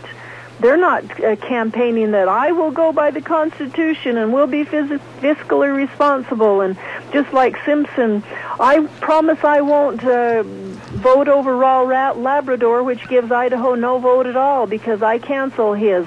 They're not saying that. They're just kind of laying low, hoping that they can just be reelected because they're incumbents. People have got to get actively involved in this, and we've got to see if we can't save our country, and it will have to be one community and one state at a time. We cannot let this happen, and we're just going down the tube. And, next year there might not be an America as we knew it before. It's already not as we knew it. I agree. I hate to wrap this up, but boy, this time went fast this morning. Rita Ramsey, always a blessing to have on the program every Thursday. Thank you so much for your insight. Appreciate it. God's blessings to you, and we'll see you next Thursday. Okay, thanks, bye. All right, take care. Rita Ramsey, very nice lady. We better have a quick weather update with MichaelRogersWeather.com, please.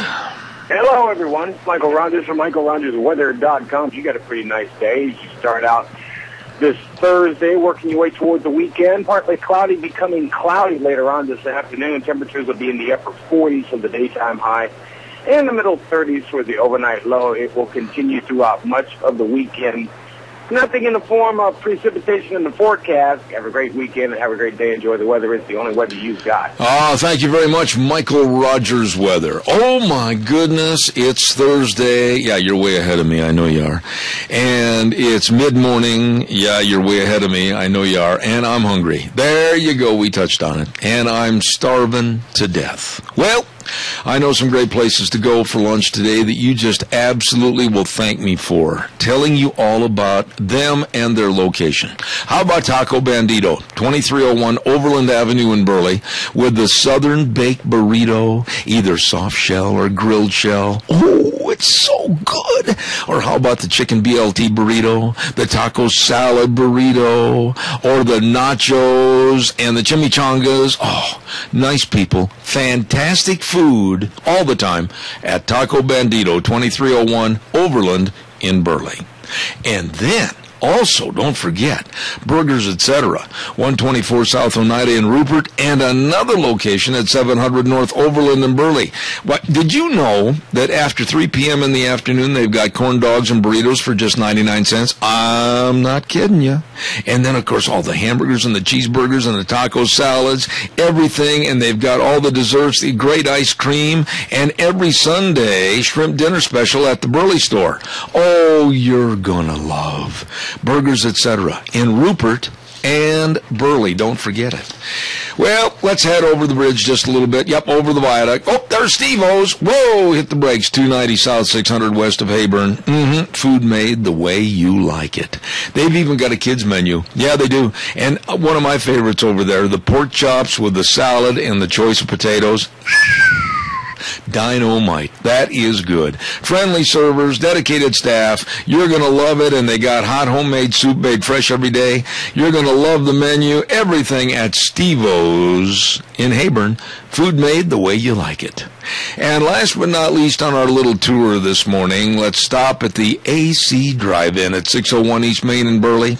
They got kids baskets, and they've got, here, try this, a special 3-piece fish and chips with small fry, only $7.25, and you're going to love it. Famous Farmer Brown burgers, ranch burgers, grandsons will love those. You got to stop in. The service is fantastic, really nice people, at the AC Drive-In, 601 East Main in Burley, and those are just a few places to go when you're hungry and starving to death. Now, the microphone was turned on over there, and I think she's going to make a snide comment about, well, you're on a diet, you can't go anywhere. Yeah, I know. No, actually, I wasn't going to say anything except for I'm hungry. Thanks. You know, last night on this diet I'm on, and I'm trying my best to stick with it, but last night Deanne said, are you hungry around supper time, about 5:45? I said, yeah, I have tooth marks on one crutch. I guess I could eat something. And she said, okay, so she goes out, and normally when Deanne prepares a meal, I mean, it's a meal. And about 2 minutes later, she came in and handed me this diet, and I'll guarantee you, if you had a little hamster in a cage, it wouldn't have even filled him up. Kind of like what I'm going through right now. But are you on a diet?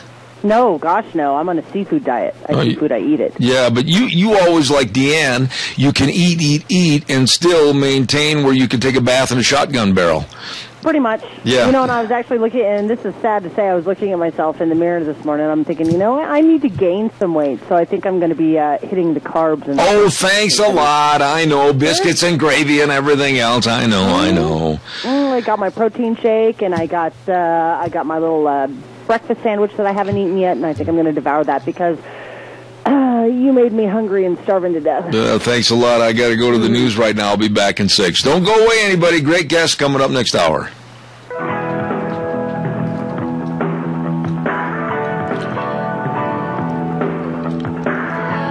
Oh, my. Hour 3. One more to go for this week anyway, and then we're off Friday, Saturday, and Sunday. Good morning, I'm Zeb Bell, Zeb at the Ranch, and brought to you by our major sponsor, your Magic Valley Les Schwab Tire Centers, all 7 locations. Really nice people. And don't forget, too, some of our great advertisers, including Ramsey Heating and Electric at 2600 Overland Avenue in Burley, and our friends at Lee's Furniture, Floors, and More at 459 Overland in Burley. And speaking of whom, here is Brent Lee. Good morning, Zeb. Yes, good to be with you. How are you? Oh, we're doing great, and this moisture we're receiving is wonderful, and spring is just around the corner, so... Absolutely. I can see you. I've heard reports from your son and some of the other people that in the back room over by the carpets you've been practicing with a 9-iron already. Boy, it's getting that time of year, isn't it? Absolutely. Well, tell me, how did President's Day go? The big sale on President's Day. We've had a wonderful President's Day sale, and it continues through the end of this week. Let's talk about a couple of new things that have arrived here just in the last few days here at Lee's Furniture. Okay. We're continuing to build our inventory of our Flex Steel furniture line. Now, Flex Steel is a line we've carried for many years, but we're really increasing it because of some wonderful new values that they've introduced to us. And just briefly, Flex Steel furniture is quality built. It's as fine a furniture as there is in the industry, and it has those flexed steel bands under the seating support area. The wonderful thing is you can buy a sofa, a love seat, or a chair, and you know what? It'll sit just as nicely 10, 15 years from now as the day you put it in your home. Beautiful selection of leathers and fabrics, and at some terrific price points. So come in and see an array of wonderful Flex Steel furniture. Also, we love the special order aspect.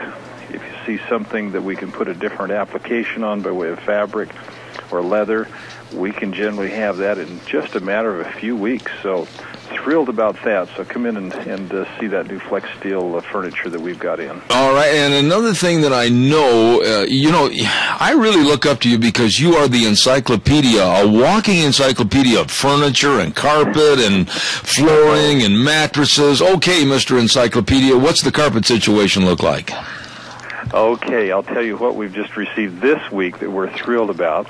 As you know, we have a wonderful inventory of our Smart Strand by Mohawk carpet, and of course it's rhino tested, and we put it out on your ranch there, and Splits tested it, and it's cleaned up and worn so beautifully. We've made a special purchase, and we now have Smart Strand carpet in the store starting at $8.95 a square yard. That is just unheard of, and we've got lots of yardage of it, but this one-time special buy can go quickly. So come in and take advantage, and if you want a carpet that you can truly live on, it's Smart Strand. Absolutely. And real quick, too, a lot of people don't realize you've got all the accessories necessary, too, the lamps and all the other accessory items to really beautify their home. I'm glad you brought that up, because we're having a lot of success with our 14-piece special, meaning you can choose 14 pieces, sofa love seat, 3 pieces of occasional, about 5 pieces of some accessories, including an area rug and some lamps. You can get 14 pieces for your living room for just $9.99, and we have those accessories displayed so you can see a room setting. It really starts some great ideas rolling. But if you only need 9 pieces, 7 pieces, 3 pieces, 1 piece, we have that combination especially priced for you as well. There you go. Mr. Brent Lee at Lee's Furniture, Floors and More at 459 Overland in Burley. Very nice man, very knowledgeable staff there to serve you. A swimmer, mountain man, and also golfer. By golly, I hope you have a great day. I sure will. Thanks, Zeb, and you as well. Thank you very much. Lee's Furniture, Floors and More at 459 Overland in Burley. You know, it's time for our Cassia County School Days, and we're very fortunate on this program to have 2 great sponsors of Cassia County School Days, and one, of course, A Child's World at 1308 Overland Avenue in Burley. Now, listen to me. What I'm going to tell you right now is very important. A Child's World is celebrating their 11th birthday celebration, and I'm telling you, shop locally, and you're going to save a lot of money. You can go in and pop a balloon for a discount, plus free samples of the gooseberry soup line. Woo-hoo, it's good. And the free preservatives, they got a line of free preservatives plus daily. They're going to have drawings for 2 $25 gift certificates and a free night stay at the Burley Marriott. By the way, did you know that the Burley Marriott was rated one of the top Marriott Fairfields in the entire nation? Yeah, it's right here. And so stop in today. Family games, all the new spring dresses, everything at their big birthday celebration at A Child's World, 1308 Overland in Burley. Also, I want to say thank you very much to Ambulatory Surgery Center, 1344 Highland Avenue in Burley. For over 14 years, a long time, the Ambulatory Surgery Center of Burley has saved area families thousands of dollars, and they've received outstanding medical care. All you have to do is call, get more information, talk to these great folks. Call 677-8888 for doctors who bring their patients to the Ambulatory Surgery Center for outstanding care and save money. Along with the Ambulatory Surgery Center, A Child's World, bringing you Cassia County School Days.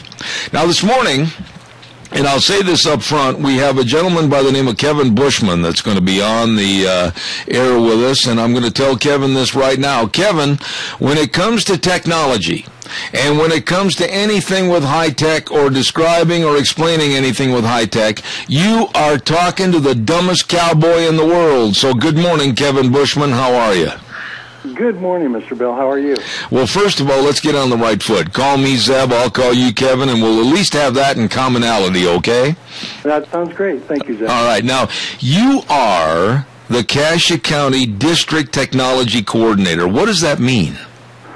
What that means is we actually have 2 departments that handle technology in the district. One is an IT department, and that's information technology, and those are the people that come out and plug things in. So they plug in computers and printers, and they make sure that the equipment is working, the network is working. Then on my side, we're instructional technology.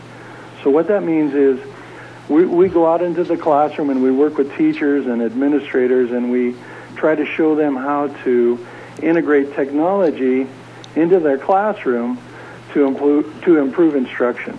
Oh, Okay. So, please do not be offended by this, but you're kind of your own personal geek squad, right? Yeah, no, I'm not offended at all. That's pretty much what we are. So I have to give credit where credit's due as well. We have a volunteer group of teachers that we have one at every campus.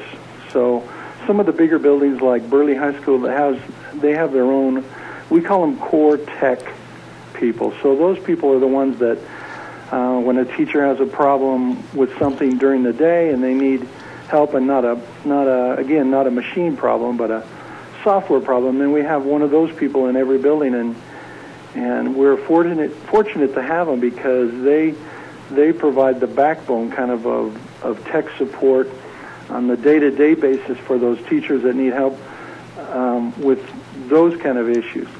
Kevin, so it's great. I can see, and believe me, I don't know anything about your business. I'm really backward when it comes to this kind of thing. But I can see that when a teacher, whether it's a math teacher, whether it's a history teacher, whether it's any social studies teacher, whatever, they can't be a jack of all trades and be master to all of them. And I can see where you would really help, especially if there's an issue like maybe read in the cheat sheet, like an upload of tutorials on YouTube that might be explaining a certain subject. You can help the teachers so that they can teach the class. Is that a fair estimation? And see, you said you don't know technology. Believe me, I'm shooting from the hip. Right. That's exactly what we do. Okay, well, explain that a little bit to my audience. Well, I think that, an analogy might be appropriate. My grandfather was a dairy farmer, and I can't imagine. I tell people all the time, if you can imagine ordering a new tractor and having them bring it, on the flatbed and unloading it and then flipping you the keys, I think you'd be disappointed. You'd be disappointed because without any training, the inside. I wouldn't recognize the inside of a tractor cab anymore, but with all the high-tech stuff that they have inside the tractors now, you have to get training. And I know we have friends that are that farm, and they're computer technicians anymore because they have to have a knowledge of so much technology that was never even present, even 10 years ago. I see. So what we do, so the analogy is, a farmer, we wouldn't do that to a farmer. Well, sometimes we do that to a teacher. We buy equipment or we install a new program, and I'm the first to admit it, that what we've kind of done a poor job with is then providing training for them. Mm-hmm. You can't just give, somebody a computer and tell them, okay, we want this computer to help improve instruction in your classroom. Right. Because technology, as much as I love it, it's just a tool. It's not a magic wand, and unless teachers know how to do it and how to do it really well and how to use it to improve instruction, then it's really not much use. Well, let me ask you a question right there, and Kevin, I'm certainly not trying to degrade what you do or technology, but I want your honest opinion on this. Have we got to the point where we're too high-tech and we basically have forgot how to teach eye-to-eye and with mouth conversation regarding history, math, etc.? Are we too high-tech, or is there room for a lot more? Well, I think my opinion, of course, and I'm biased, but my opinion is we can do a lot more. And the reason I say that is there's a term that's popular now called digital native, and all that means is that's the group of students who've never known anything else but an age and era where they've had access to technology. Mm-hmm. And so they come into the classroom, and I'm old. You and I don't know each other, but I'm old. So when I was in school, a textbook and a chalkboard, piece of slate with a piece of chalk, that was good enough for me because I didn't have anything else at home either. Right. But kids today, they come tech savvy. So I've seen, and you probably may have too. You've seen YouTube videos where a 2-year-old is working with an iPad. Right. And kids have absolutely no fear. They have absolutely no fear of of technology, and so there's an expectation now and it's every kid everywhere, that, there's going to be some kind of technology in the classroom, because it's the way they learn, and it's the way they learn best. Well, let me ask. Why not take advantage of that? Let me ask you this. Again, going back to the teacher, the teachers today, I think, are overloaded with changes. They're overloaded with all the tests. They're overloaded with all the testing. They're overloaded with the grading system. They're overloaded with the basic teaching. So basically, they raise their hand in the air and say, "Kevin, help me," and then you'll go basically to the classroom and help them with the techniques for that particular course, right?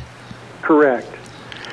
And here's the other thing, and I'm going to repeat myself, but technology is just a thing, and unless it improves instruction, and I tell teachers when I go out to do training, the teacher's most valuable resource is time. We always think of textbooks or equipment or whatever, but it's really time, because you're spot on that there's so many demands on teachers now that they don't have time. And so if I can't show them a way to integrate technology and to make it better and to not take up more time but actually save them time, they're not going to use it.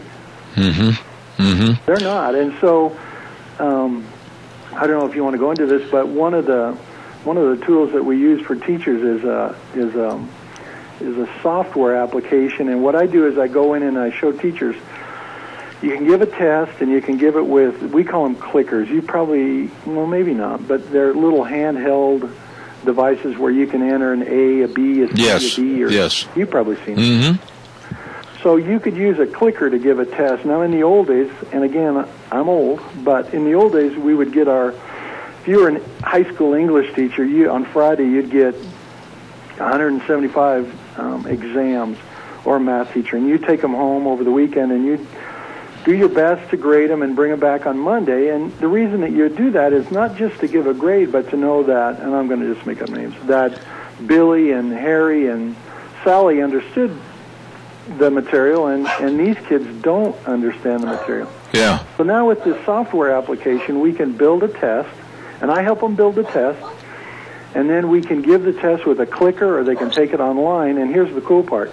When the last kid is done with the last answer, the software program automatically scores the exams and then gives the teacher the results, so the teacher can look at each kid and figure out who understood what she was trying or he was trying to teach and who needs help. And in the old days, what would happen is, you can imagine 180 tests to grade. Yeah, absolutely. Well, now let me ask you a couple of quick questions before we run out of time here. When you talk about technology and you talk about the material and the facilitation of doing this in the school with the teacher to help, this changes almost every day. I mean, every time I talk to somebody that's in the technology department at major businesses across the United States, they told me, one person in particular in California told me that what was new and innovative yesterday is outdated today. You're right, yeah. So how do you keep up with everything? That's a great question. That's one of the biggest issues and it's not just CASA. CASA does a good job, and when I say CASA is a thing, but it's the people. The patrons of CASA County have been really supportive in terms of, helping us update our equipment. But you're right. You're right that as the technology becomes outdated, I mean, at what point do you replace it? I wasn't sure what we were going to talk about, but I pulled up a spreadsheet, and we have about 982 computers through the district. That's in all the communities. Yeah. And about 35% of those are 8 years or older. But wouldn't you say, though, Kevin, and I got to wrap this up, but wouldn't you say that with people like you as an assistant and an aide to help with the educating of a certain class and with the teacher, the technology and the basic teaching capabilities are as good here in southern Idaho as they would be in New York, California, or anywhere? You're right on. Yeah, that's exactly right. Technology erases those boundaries, so we can offer the kids the same kind of education that you could get at the most expensive school districts in the country. All right, well, Kevin, I want to say thank you for putting up with my naive questions, because I wasn't sure where I was going to go on this, but you did a great job. Kevin Bushman, District Technology Coordinator, thank you for coming on the program, and come back again in the future. I'd love to visit with you. I really appreciate it. I haven't been able to listen to the program, but I really appreciate you inviting me. All right, sir. Have a great day. God bless, and enjoy the weekend. Thank you. You too. Thank you, sir. Bye-bye. When it comes to technology, yours truly is absolutely, I'm out in left field up in the bleachers and the cheap seats and with no money to buy popcorn. I've got so much to learn, and I just got, I know everybody's going to laugh at me on this. We were up at my son's house before Christmas, around Thanksgiving, I guess it was, and my little 3-year-old grandson, Jake's boy, pulled out an iPad, and he's going dee-dee-dee-dee-dee like this, and he pulled up country music songs, and dee-dee-dee-dee, he's like this over here showing pictures and everything. And I thought, doggone it, please teach me how to do this. So my 3-year-old grandson taught me how to run an iPad. That's how backward I am on this stuff. Oh, my goodness. Calls are welcome. 436-2244, 1-866-927-4587. Give me a call. I'd like to hear from you. I do want to tell you that if you're at all in the Burley area today, what you need to do is stop into the Chadwick Sports Grill.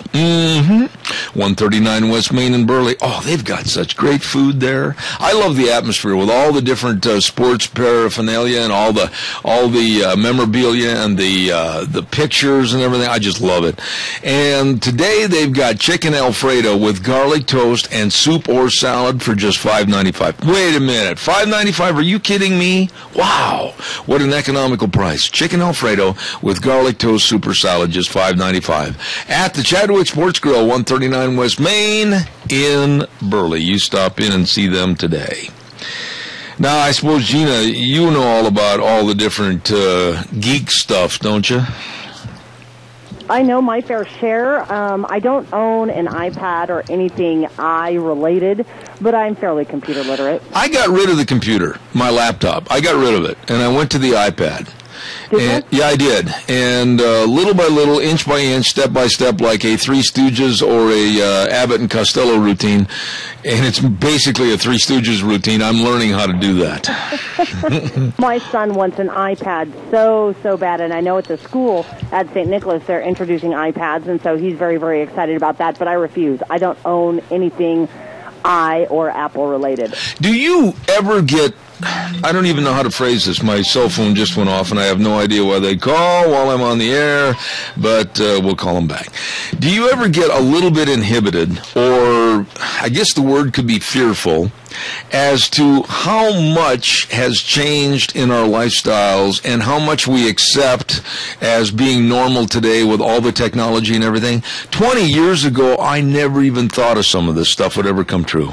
Yeah, honestly, I am a little bit fearful. I'm hesitant. Trust me, I love technology, and the job that I have is technology-based. However, with that said, I think technology is moving just a little bit too quick, and there's too many things out there that raise questions and red flags. Oh, by the way, I got to tell you this story. Okay. Did you hear about the decorated Navy veteran? Went to his boss. He worked at a tractor supply store in Nebraska, and he asked his boss if he could please get up on the roof and change the American flag because it was all ragged and torn, and that's not appropriate at all. And the boss told him, leave the flag alone, it stays there. The boss said no. So on the weekend, on his own time and his own effort, he went over to the business, climbed up on the roof with a ladder and everything, paid for a brand new flag, put it up on the pole, and Monday morning the boss came in and fired him. You're kidding. No. Just for replacing the flag? For replacing the flag, and the boss is a genuine donkey, the south side going to the north. Yes. And the boss said, nope, you went around what I told you. I said that old flag was good enough, and even though you paid for it and climbed up there on your own time on the weekend, you are out of here, you are fired. And fired a highly decorated Navy veteran for putting up, in respect, a brand new flag. So did this veteran go and take the flag down? Well, let me tell you what I think is going to happen, and I'm going to check on this story after I get off the air this morning. I would not be at all surprised if the boss turned into a former boss and the Navy veteran might become the boss. I would hope that as that actually comes to pass. So keep me informed on this because, you have to pay respect for the flag. And if it's a ratty flag, it needs to be disposed of properly. It needs to have a proper flag burial and a new one put up in its place. I agree. I agree. By the way, my wife just walked in and brought the mail in the house and handed me the new Sports Illustrated swimsuit issue, the cover. I'm glad it's time to send you the station for a few moments so I can take a break. Okay, you got it. All right, see you in 3. And now back to Zeb at the Ranch on AM 1230 KBAR. To reach Zeb, call 436-2244 or toll free 1-866-927-4587. And now, here is Zeb Bell. You know what I think I'll do, Gina, before I get my guest, one of my favorite people on this program, Kyle Olson? I think I'll go ahead with an update on the weather. Here's MichaelRogersWeather.com. Hello, everyone. It's Michael Rogers from MichaelRogersWeather.com. You got a pretty nice day. You start out this Thursday, working your way towards the weekend. Partly cloudy, becoming cloudy later on this afternoon. Temperatures will be in the upper 40s for the daytime high and the middle 30s for the overnight low. It will continue throughout much of the weekend. Nothing in the form of precipitation in the forecast. Have a great weekend and have a great day. Enjoy the weather. It's the only weather you've got. Thank you, Michael. Appreciate that. And right now, ladies and gentlemen, as I stated a moment ago, I have one of my favorite people coming onto my program. I always look forward to having Kyle Olson with EAGnews.org on the program talking about education. Good morning, my friend Kyle. How are you? I'm doing well. How are you? Not too bad. You know, it doesn't make any difference when I call to get you scheduled on my program. It always seems like there's a plethora of things to talk about that are brand new and happening in education. And I'm going to kind of digress for just a second and then go back into what I want to talk about. But I want your opinion on this. The more that I listen and watch to news commentaries, whether it's O'Reilly or whether it's something to do with Jimmy Kimmel or whatever, and they do the man-on-the-street interviews, the more I am convinced that we are a nation that is comprised of stupid people that don't care about anything and never had a high school or college education. They don't seem to know anything about who the vice president is. They don't seem to care about anything. Am I wrong in my thinking? No, I think, unfortunately, you're right. And because those sorts of videos are coming out all the time. And, we're not, well, I shouldn't say we, the people that are doing those videos are not asking, real difficult questions. No. I mean, it's fairly basic questions. The one that you're talking about, I assume, is about FDR. Oh, my goodness. And even the older people didn't know FDR, or else they just played along because they didn't want to correct the reporter or something. But to me, a lot of this goes back to education in the fact that clearly people are not picking this up in high school, in middle school, and I think partly because, and probably a large reason, is because there's not a big focus on it. Or you've got people in schools that are just simply teaching to the textbook, and the textbooks today are not good. They're trying to cram so much into one book, and they're trying to also, push in all of the perspectives, and because it's got to be inclusive and everything else. And so the end result is basically nothing. I mean, they're basically, students aren't really getting anything. And so I think that is the large, one of the biggest causes for what we're seeing in terms of responses in these videos and in polls and those things. Kyle, you do this for a living, and you're excellent at what you do. I really enjoy following everything that you write about. But when you consider history, I'm going to go back to my history in high school. My teacher, Mr. Gale Robb, he made history come to life. He would get up in front of the classroom and make history interesting. I don't care if it was actually depicting the Revolutionary War and he had certain students on the British side, and he took some of us, and we were on the side of the Americans. And I mean, the Civil War, the same thing with the North and the South. Why can't there be that innovation and teaching today to keep people informed as to what our past was so that we don't have the same mistakes in the future? Well, I think I have an interesting perspective on that.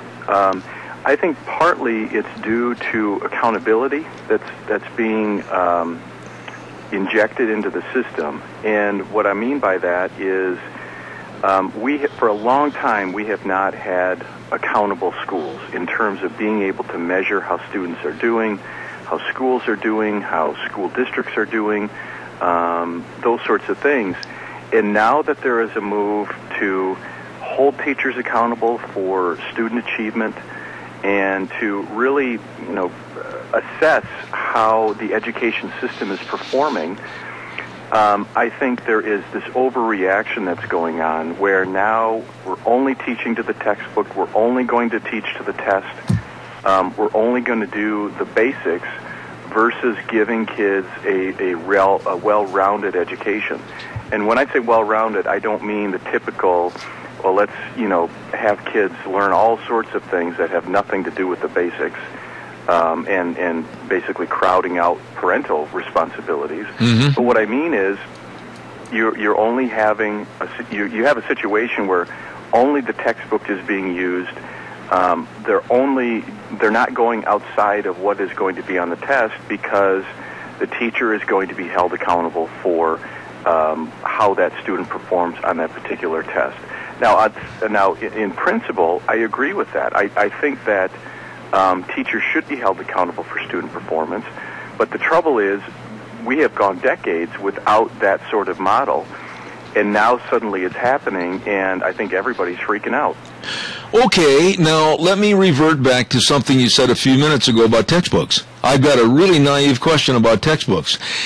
Why have we as a society, if we knew the battle for the Alamo was in 1836 and we know what followed after that, the Battle of San Jacinto, where the Texans and Sam Houston and everybody really got their retribution against Santa Anna and Mexico, why is that part of history? Why does it have to be changed and rewritten? In other words, what I'm trying to say is, if it's history, it's black and white, why are we allowing people to modernize it, liberalize it, and basically change what these kids are learning?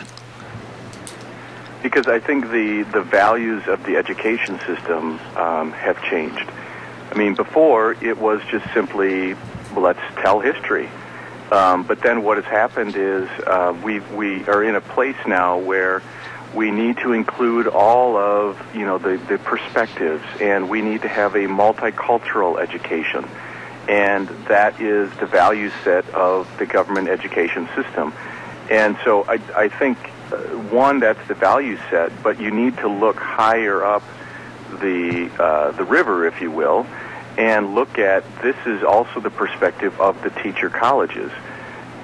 If you look at teacher colleges, they're pushing a philosophy of education, which comes from Bill Ayers, which comes from Paulo Freire, puts a heavy emphasis on social justice and basically using the classroom as a platform for activism versus teaching teachers how to be good classroom managers, how to hold kids accountable, being the authority, those sorts of things. That's not emphasized in teacher training.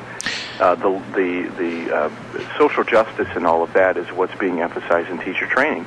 And so the natural extension of that is when there's natural hostility towards American history, American exceptionalism, the Founding Fathers. I mean, why else do you see in teacher colleges and in textbooks and those things, there's this attitude that the Founding Fathers are nothing more than, rich white slave owners. I mean, that's basically the interpretation today. So, and that is all coming from this value set that I was just talking about. Yeah, no, so in layman's terminology, I think you'd concur that today's teaching has turned into a politically correct feel-good, everybody's all the same, everybody's feelings aren't going to get hurt, instead of, like in the case of the Alamo and Texas independence, etc., we kicked the Mexicans' butts, we won, we got statehood for Texas. They don't want to teach that anymore because somebody's feelings might get hurt, correct? Correct. And the media, I think, is complicit in this. There was a story in, I think it was in the Washington, D.C. area, it was Maryland, I think, late last week, where there was a story about the school wanted to honor and celebrate its straight-A students. And so they decided, school leaders decided to have a pizza party for the straight-A students. And a local TV station showed up and was outraged because not all the kids got to go to the party. Oh, brother. And the message that they sent was everyone should have, the equal, rewards regardless of what their performance was. And so that sort of that sort of value set of having everyone equal, everyone getting a trophy, those sorts of things are being reinforced through the media and through the progressive value set and mindset. You mentioned a name that when it comes to me on my program, I'm just absolutely incensed that this man is not in prison eating bread and water for the rest of his life, and that's Bill Ayers. A terrorist, a killer, a plotter against America, a plotter against our American ideal and our Constitution. He's teaching school. Well, worse than that, he's teaching teachers how to be teachers. And see, that's what happened was leftists like Ayers, they realized it was going to take a long time to change America. And they weren't going to do it through elected office, but they were going to have to do it through the culture. And so people like Bill Ayers, Mike Klonsky, others that were involved in Students for Democratic Society and the Weather Underground decided to change culture. And so a lot of those people went into academia. Oh, boy. And those two in particular, Ayers and Klonsky, became professors of education. And so Ayers in particular has had a huge influence on, again, the philosophy of education, what teachers are learning when they're training to be teachers. And if you look at what some of the top teacher colleges assign to students, it's Ayers. I mean, they actually read books by Bill Ayers. Oh, my and they goodness. read books by Paulo Freire and those sorts of things. And so he has had a huge impact not only on the style of the classroom today, but then also curriculum and what students are learning.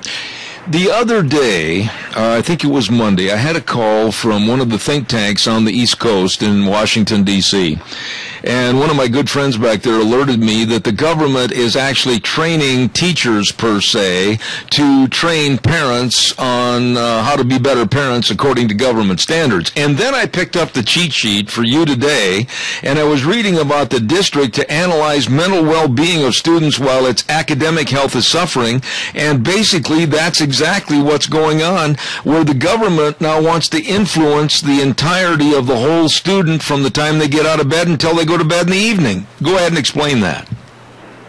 Sure. And so it's my personal perspective that if you look at a school district and they have a a low graduation rate, graduation rate in the 60s, 70s or below, when you have student proficiency rates that are unacceptable, that to me is creating a generation of Americans that are not prepared for life. Mm-hmm. They don't have the skills, the knowledge to retain a job or go into the military or those sorts of things. To me, that reading, writing, math, those are the basics that a school district should be tackling. If they can't tackle those things, they shouldn't be expanding their purview and getting into all sorts of issues that, frankly, that parents should be dealing with. That's right. And so these stories that come out about school districts trying to expand their purview, where in this particular one that you mentioned, they want to do basically a psychological analysis of students. They want to be able to do that twice a year, retain that data, and essentially, I mean, I think what they're doing is they supposedly are trying to look out for, the next Newtown killer. I think they actually think that they're going to do that. But the point is, if you've got a school that is failing in its most basic mission, why in the world are they expanding that mission? And why do we think they're actually going to do better when they expand their mission than when they have it small? Yeah. One thing I want you to go back a few moments ago in your verbiage, you said retain a job. I want to stop right there and say that I'm not so much worried about the retention of a job.